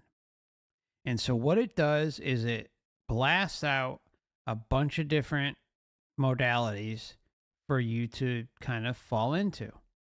And, person A, B, and C may fall into, X, Y, Z. And all these little boxes are set up for us to fall into. And most of the time, through intergenerational indoctrination, those things will be passed on into the following generation. And, you'll be, brought to church, you'll be brought to, the monastery or whatever the case may be, and you'll be taught with a certain mindset. And the matrix knows that it needs to have a variety of certain mindsets when it comes to spirituality or religion or dogma, so that you are more easily controlled. And as long as you believe and fall into line throughout that lifetime, regardless of whether you're switching in and out of religions or not, as long as you're falling into the boxes that the matrix has provided, it wins. And then boom, what happens? You die, you go through the whole process again, You believe in what the Matrix is selling. You have the soul group. You have all the belief systems, whether it's Jesus, Buddha, Muhammad, all these different things. And it starts all over again. The Matrix knows that we are going to want to connect with our essence. And what it does is it clouds it with things like religion and spirituality. Dogmatic spirituality, dogmatic religion, whatever the case may be. Now, I think one who has been here before, or it's not their first rodeo, they may connect with multiple religions and multiple different modalities that kind of provide value to them throughout their life. Now the question is are they going to keep looking and seeking and asking, or are they going to settle? The worst thing that can happen here is if you settle. And I think that's what the Matrix relies on. It relies on us just settling and not asking questions. And then there's like a whole another group like us who maybe have been through multiple different religions or philosophies and truth seeking and all that stuff. And then, have kind of taken in the bits that work and thrown away all the stuff that doesn't work and applied it properly and continued seeking every step of the way. So anyways, it's just, it's wacky how it all works, right? But it makes sense. One of the things I like to talk about on the channel a lot is like, put yourself in the shoes. I know it's difficult, but put yourself in the shoes as if you were running this place as some big chief parasite. What would you do? You would set it up exactly like this. You'd throw the backdrop out there of a nice nature scene. Of course, it depends where you live and what you're dealing with, but you throw out like a nice background, nice skies, beautiful sunsets, green grass, trees, or maybe desert dunes, whatever the case may be. And on and on and on. And you throw the spiritual component. But then you have the human body, the human meat suit. That is programmable. That can suffer. That only has a set amount of decent years until it starts to break down. Some have longer stretches than others, and it goes on and on and on. So you can see how easy this system can lay things out to deceive you, to deceive us. And maybe some of us have had an easier ride in past lifetimes, or a worse ride this lifetime or previous lifetimes, who knows? But I think it calculates things very, very carefully and makes sure that it doesn't lose or comes very, very close to not losing. It hedges its bets. Statement here about religion, it has all sorts of ramifications depending upon the person and upon the belief system that they've had. So in general, to answer your question, I think it would be best to say that for the typical person who is religious, they have a sense of spirituality and how they relate to it, and that can be very helpful in an LBL. It can be very helpful. Understanding there is a power beyond yourself. And someone who began as an atheist, as I did, with no belief system in any higher power, I can appreciate the value of this, that there is a power beyond you that has, and I don't want to use the word control, influence over your life and your surroundings. So, yeah, I think it can be of great benefit. But it can also be a detriment if it's carried to an extreme and makes you a rigid person. Oftentimes those people are very fearful themselves. They won't ever admit it, But some of the most fearful people that I have worked with about what's going to happen to them after death are extremely religious people. So, you know, it's a balance. It takes a balance, really, of thinking. Can we just talk about fear for a moment? What does fear do to us? You've already said, you know, that there is so much fear in this world. What does fear do to us that is inimical to our spiritual development? It cripples us. It makes us less than what we could be without it. Fear comes really in the very, very beginning. I mean, you look at a brand new baby and you think, isn't it wonderful that child does not have fear at this particular moment? But it doesn't take long. Living on earth with a particular set of parents and circumstances, environmental, whatever, the kind of socialization that goes on in every culture, where children can become afraid for various reasons. They might be afraid of the dark, but quite often they're afraid of another child who is perhaps bullying them or whatever. Or the things that they don't understand just about nature unless they have very kind, loving parents who lead them through this. But as time goes on, there are people who are more prone to be fearful than others for a variety of reasons. Maybe they have abnormal brain chemistry, whatever, but they become obsessive about their fears over certain things. Now, what I object to is when a belief system or dogma engenders fear if you don't follow a particular teaching, sacred book, you name it. To me, that puts fear on a massive scale. When you're dealing with an entire culture who is fearful because, for example, a very strict religious belief system, they can't do anything else. But you have fear in other areas where religion is not involved. You have tyrannical leaders in countries who are, you know, they're dictators, they're tyrants, and they rule by fear. Saddam Hussein would be a good example, with mass killings and repression and so forth. And Courtesy of the United States of America. we've seen this all over the world. You have your Hitlers and your Stalins and your Mao Zedongs, who are people who ruled through fear. And, you know, Hitler and It's all love and light, right? All love and light, baby. Hitler and Stalin and Mao were not particularly religious people, but But they did help you learn and grow and ascend and fix that karma, boy.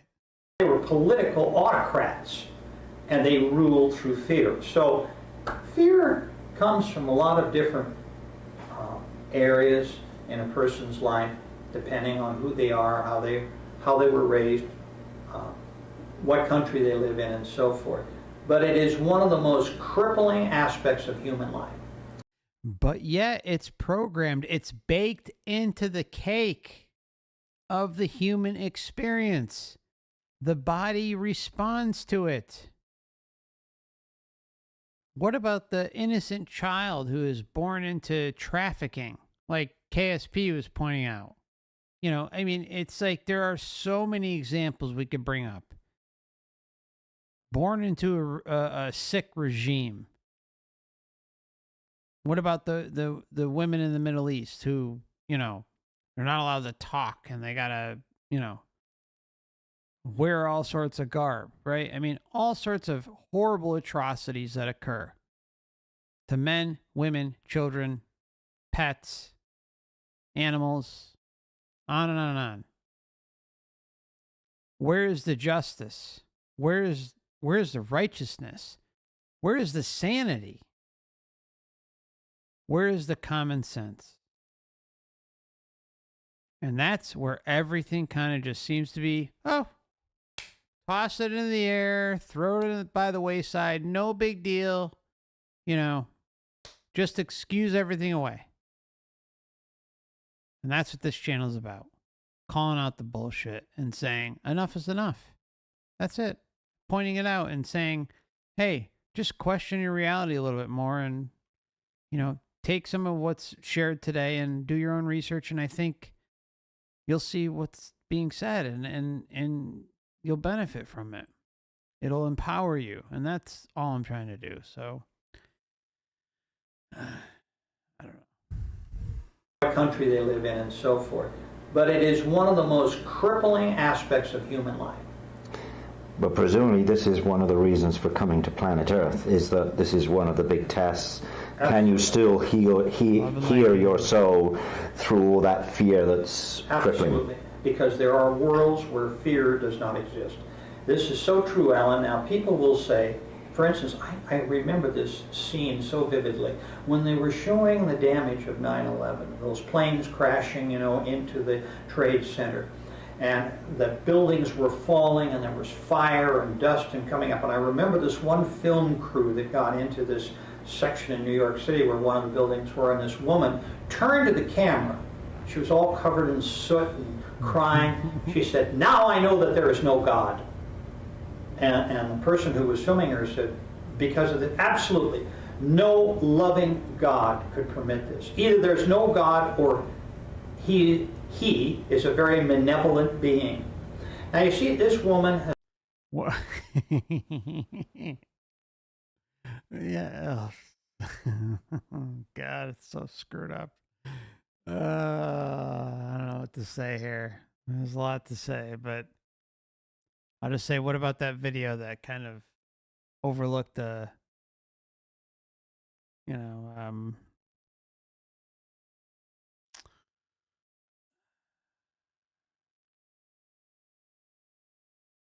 what about the BBC report, with a 7?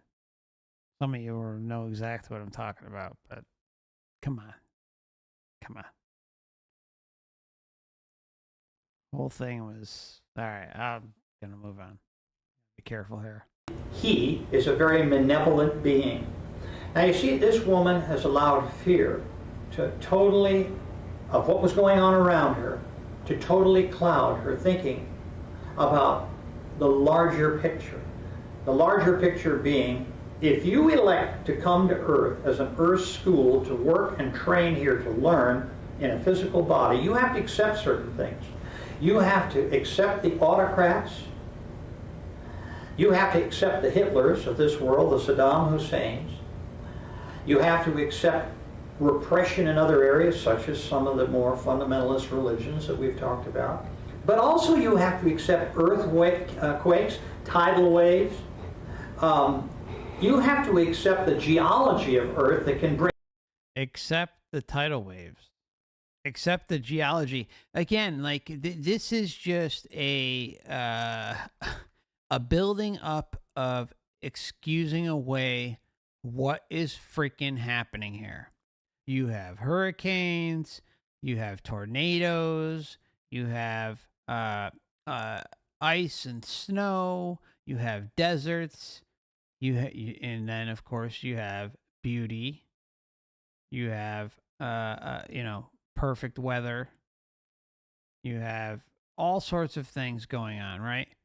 Tidal waves, earthquakes, like he's mentioning, that wipe out entire populations or displace them. I've been through a few hurricanes, nasty ones, but I didn't lose everything. And I know people who have lost everything, and it's heartbreaking. And then you have to kind of, again, look at it a step further. So you have, yes, the basic makeup of, nature and what this place is all about. And then you have the human body, the human existence. What about all the animal kingdom, right? Well, we're part of the animal kingdom, but you know what I'm saying. The inherent flaws that come with everything here. It's not just related to like one little thing. Like, it's not like you're not experiencing pain and suffering. It's not like there aren't children being trafficked or adults being trafficked. These things are happening. They're very real. The human body, the human genome, the brain, whatever you want to call it, all this stuff that is linked to this experience. We are extremely vulnerable and programmable beings. Ask yourself, why are we so easily manipulated? Why? There's a reason for it. And then not only are we easily programmed and manipulated, and one of the things I like to bring up regularly is early childhood development. One of my most important videos on the channel, and it's like if you come across the channel and you haven't watched the trailer yet, if you make it through the trailer, the new video that should populate on the home screen is early childhood development. You can also search it under the video tab. All right. So, try to use that feature too and hunt that video down if you can. And maybe one of the mods maybe listening right now and pop that in there. But it's a really important video because what it shows is how vulnerable we are from a very young age. We start off existence from birth to age 6 or 7, where we are a sponge for our surroundings. So all you're doing is receiving consistent information of what's going on around you. Now, that could be good, that could be bad, that could be everything in between. You could also be pushed on, have religion pushed on you. You could be brainwashed on all sorts of different levels. And then what that does, and this is proven, it's not just some airy-fairy bullshit, it's proven. Once you reach age 6 or 7, moving forward, the chances of you being programmed based on those first 6, 7 years is highly likely. So whatever you've consumed or been a sponge for, based on your surroundings from birth to 7, is likely to carry forward the rest of your life. This is a fact. It's proven in science. It's not debatable. It's an absolute fact. Now, some of these things don't want to be shared. And of course, there's all sorts of different things going on to prevent you from realizing these things, but they're happening. Now ask yourself, why is that? So not only do we come into this world where we can't fend for ourselves, we're one of the very few species on Earth that relies on another being to take care of us in order to survive. There aren't many, but humans are one of them. And we just so happen to be extremely easily programmed. How about that?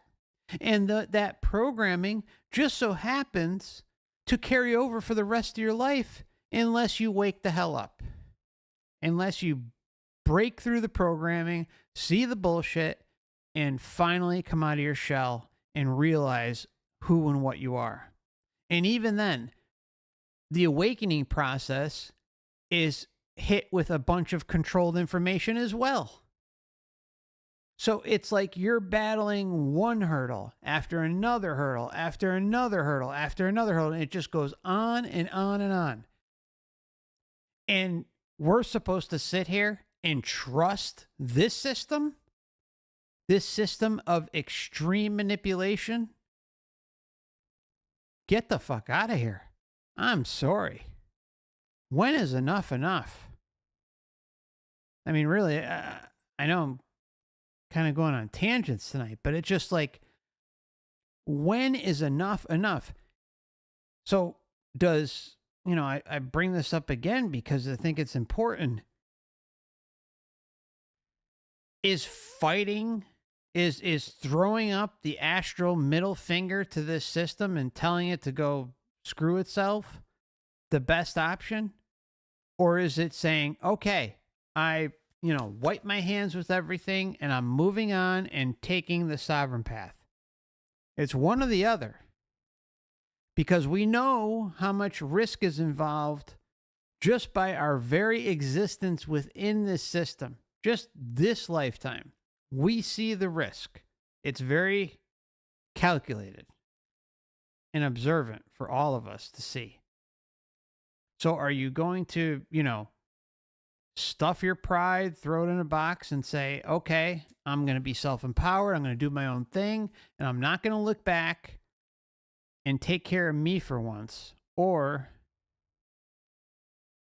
am I going to end up, or am I going to let my pride get in the way and think that I need to fight some bullshit enemy that has its hooks related to this whole system? I mean, it just doesn't make sense.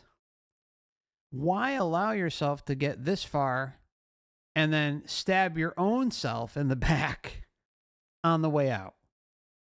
It doesn't make sense. You are in control every step of the way. I am in control of my destiny. You're in control of your destiny. And it's up to you what you're going to do for you. No one else can make that decision. But I promise you, this is the one, again, there aren't many things I could promise, but this is one of them. Something I brought up in a comment the other day was, Hinduism, Buddhism, Gnosticism, a number of different religions, philosophies, spiritual thoughts, non-duality, right? All these different things out there. There's a consistent theme throughout all of them. And that is not being attached. We can't be attached to this reality. We can't be attached to anything related to this reality. The only thing should be sovereignty highway, liberation highway, non-interference highway, all the way. Anyways, you get what I'm saying. It's just have faith in yourself. Not even faith. Have complete, firm, unrelenting inner knowing. Period. The end. Nothing's going to stop you. I mean, really, just think about this. He's talking about earthquakes and tidal waves being, acceptable. You just have to accept it. How insane is that? And again, I know I keep bringing up the human body, but just remember, you came from somewhere that thought that the human body was a good idea, that the makeup and the form of this human experience was a good idea. I mean, really. If anyone thinks they need to worship whatever created this mess, well, then there's not much else to say. Anyways, I'm done with that. Also, you have to accept earthquakes, tidal waves. You have to accept the geology of Earth that can bring natural disasters along with man-made disasters, which include fear. So you have to accept the whole enchilada when you come to Earth. And some people find that awfully hard because they have no belief system.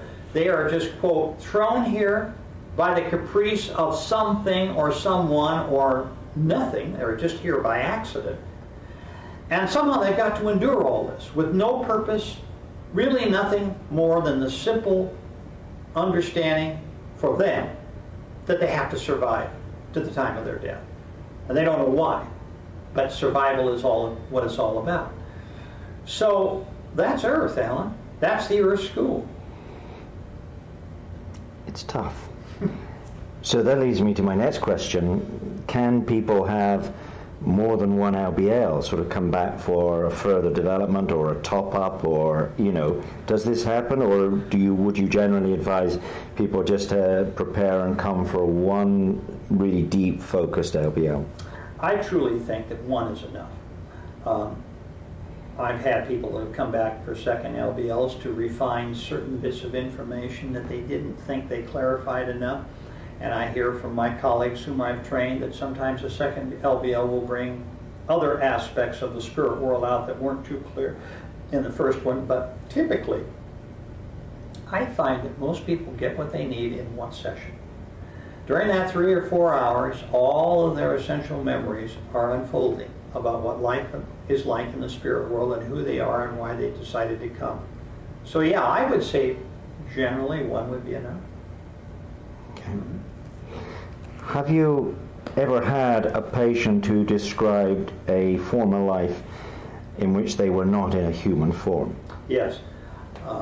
I had clients who have talked about being on other worlds, and we've touched on it, but we haven't discussed it very much.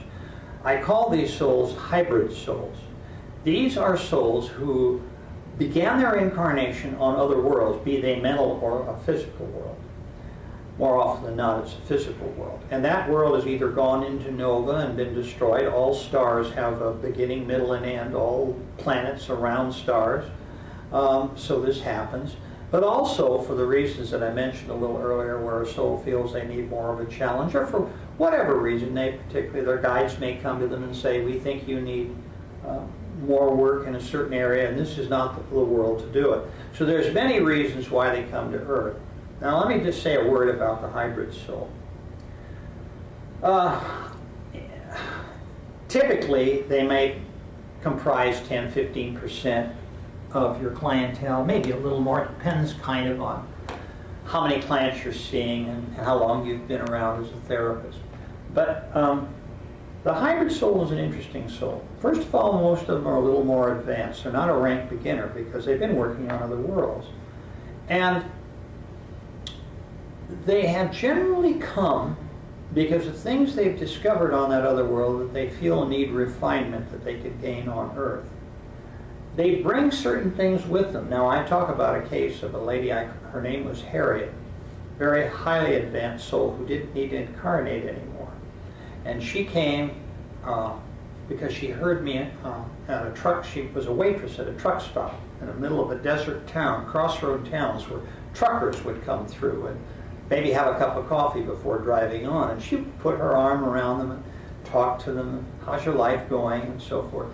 Well, this woman was what I call a watcher. She was coming back to Earth to do some very advanced work, someone who didn't really need it herself. And she heard me on an all-night radio show one night. So she made an appointment, came to see me, and I didn't realize at the time, I thought she came up in this is talk about preconceptions. We talked about this a little earlier. Hair was all piled up in kind of a mess, and wearing a funny kind of house dress, and she jumps out of a pickup truck with flip-flops on. Hi, Doc.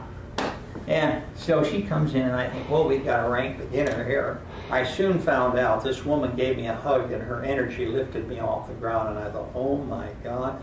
And come to find out, she's one of the most advanced souls I'd ever worked with. And she had actually come for me. But the point I'm making with the story is that she was a hybrid soul, and on her first world, her skills were honed in joining in a conscious state with the minds of fellow beings. And they often, quote, exchanged minds in order to understand more about that person and how they were perceiving everything around them. Very, very skillful mental telepaths. Now, you may think, well, this world must be far advanced from Earth. In many cases, you'll find that a hybrid world is may be more technologically advanced, but their brains aren't any larger, any more capable. They've just been around longer. Now, in the case of Harriet, she was using those skills that she had gained as a soul on this other world to help people here. So the hybrid soul is very interesting. And I will say this, though, on the downside, Alan, a lot of times a hybrid soul will come to Earth and just find this place too dense. The energy, everything about it is just simply too much for them. And they will check out early. They will commit suicide. And they have a hard time with their early lives. They may not want to come back. They may not be sent back. But if you can get over those early few lives as a hybrid on Earth, usually these are souls who do great work here. Have you ever had a patient who in a past life recall has talked about living in a period of history that is just way, way, way, way back in time, before recorded history? Myself. I can easily answer that question. I was a caveman during the Paleolithic era, and I've had many clients who had the same experience I had. Of course, being a rebellious person who's against authority, very oftentimes I was kicked out of the tribe and forced to fend on my own and just to leave the community. This was probably 50, 60,000 years ago. But yes, when you consider the length of time it takes for us to reach a stage where we're not incarnating anymore, it can take thousands and thousands of years. So yeah. Okay. Well, look, I think as far as the duration between incarnations, okay, there's a few things you can say about this because we really don't know. Although those who fall victim to a violent crime, children who die at a young age through things like cancer or something along those lines, they end up reincarnating sooner. At least that's what the data shows. It's not necessarily set in stone either.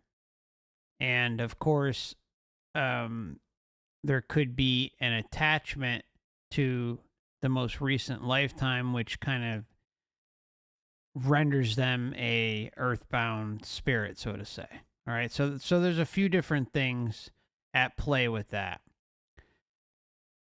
Now, moving forward, as far as how someone experiences different epochs, or at least perceived epochs, related to the human experience, or at least the Matrix experience in general, my gut tells me, and I'm not saying this is true or not, it's just kind of like a gut feeling, but I think the reason why there are certain connections with something like Newton said, like the caveman epoch, the Wild Wild West epoch, the Civil War epoch, all these different types of installations or simulations. Just because someone experienced them doesn't mean that they were actually in this specific simulation that we are in right now. I think if the Matrix is playing its cards right, it would have multiple different simulations running at the same time. We may weave in and out of them at various incarnations, or whatever the case may be, or the reasoning may be. I don't know, but that's kind of what my gut tells me. So that's why some may connect with various past lifetimes that are in a distant past, at least when we compare it to what we're told in the mainstream. Now, I don't know if that's true. It's just kind of my guess. Again, you have to kind of put yourself in the shoes as if you're running this place as a parasite and say, you're going to cover all your bases and make sure that everything is presented in a specific way to please as many as possible, as long as they are staying within the system. Now, some may be human, some may be animal, some may be, even though, again, humans are animals, but that's besides the point. I feel there's a lot of different possibilities and scenarios that can come from all this. So, again, make of it what you will, but I'm curious what you guys think in the chat or in the comment section if you're watching the replay. Does that make sense that this place would set up multiple epochs so that some can experience, being a caveman, or some can experience being a Civil War veteran, or whatever the case may be. And then it's like rinse and repeat. The realms reset, they're destroyed, and everything's lost. And then, Of course, the Matrix narratives come rolling on in. And again, rinse and repeat, rinse and repeat. Yes, I've had many clients, thousands and thousands of years. So yes, I've had many clients who existed during the Paleolithic and Neolithic eras.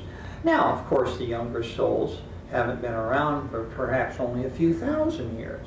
So it kind of depends on when you jumped on the merry-go-round. So can I ask you, have you ever had a patient from any of the so-called lost civilizations such as Atlantis or Lemuria? I always laugh at that question because for two reasons. One, I've done a lot of interviews with Shirley MacLaine, and Shirley MacLaine loves to talk about her life on Atlantis.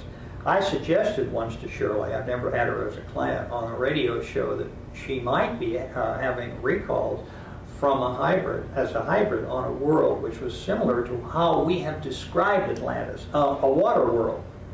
And in the beginning, she was kind of resistant. I think I'm maybe turning her a little more towards my way of thinking, but I can't be positive, but at least she's thinking about it. Now, does this mean I don't believe in Atlantis? Well, as a historian, it can't be proved or disproved. I think it's interesting. I mean, after all, we have a situation here where Plato talked to someone who had been to Egypt. In fact, Plato researched this a lot, where they claimed that there was a history of an island nation that was quite advanced, and maybe what we're talking about, something 10,000, 8,000 years ago, perhaps. So this was written down by Plato and called it Atlantis. A lot of people think that it was in the Atlantic Ocean around the Canary Islands. Others think it's in the Aegean Sea, perhaps where the island of Santorini is today. But quite oftentimes I find people that say in the middle of LBL, I'm in Atlantis. And I'll say, like I did when I talked about meeting Jesus, well, let's talk a little more about Atlantis and what does this look like, and what do you see around you in the way of ocean or water or whatever. And as we go further into it, I find that they're on another world, and that they carried that memory to Earth, and they assume that this memory was an Earth memory. Now, does this mean I think that Atlantis is an absolute false mythology? I don't know. Honestly, don't know. Nobody knows, really. We're still exploring the idea of an Atlantis. So I think the broader question here is it possible that some of our mythology and the symbolism that we have about certain things is basically grounded in truth, although we may not quite be able to perceive of the origins of that truth? In this case, perhaps Atlantis was really another world, a water world, where there were strange creatures that were intelligent and so forth. So I think this kind of symbolism, archetypes, if you will, if you want to use a Jungian psychology here, mythology perhaps has its origins in experience, only maybe just not on Earth. But this is just to summarize. This is my final question now. So there are many other planets, many other worlds. It seems to me that, nevertheless, planet Earth is unique. This is my instinct, my intuition about it. And is it unique because this offers the greatest challenges, but also the most incredible possibility of growth? There's a lot to that question, Alan, and I don't even know that I'm qualified to answer it. Because after all, I like to play God once in a while, but I'm really not God, and so I don't know all the planets that are out there. I know that there are interdimensional worlds, mental worlds, as well as physical ones. Being an amateur astronomer, I know that there are billions of suns with planets. Is Earth unique? Well, it's unique because we're here. We're experiencing it. And there's a lot that I think unique about Earth when I hear about other worlds from hybrids. But every world is unique, and every world has its own special way of teaching the souls that go to it. They may not look like us. They may look like these strange mythological creatures we've been talking about. And that doesn't matter. I think the larger question here is, does a source place worlds where life can exist for a definite purpose? And I think yes. I think Earth is here and all the other worlds and where there's life of any kind. I think, or intelligence of some sort, I think there's purpose to all of it. And whether we're more unique than another world is very subjective. So I think we have to look at the creator or the source to see if the entire cosmos isn't simply a child's building blocks for us as children to come and learn by a parent who is presenting opportunities to us. Thank you very much. Let's. And do you Okay, so that's going to wrap up the night. We had a long one, and hope this information was helpful.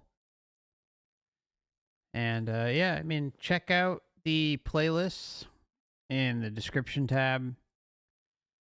There aren't many past life regression researchers who I feel, at least personally, have delivered the goods, but I think Newton has.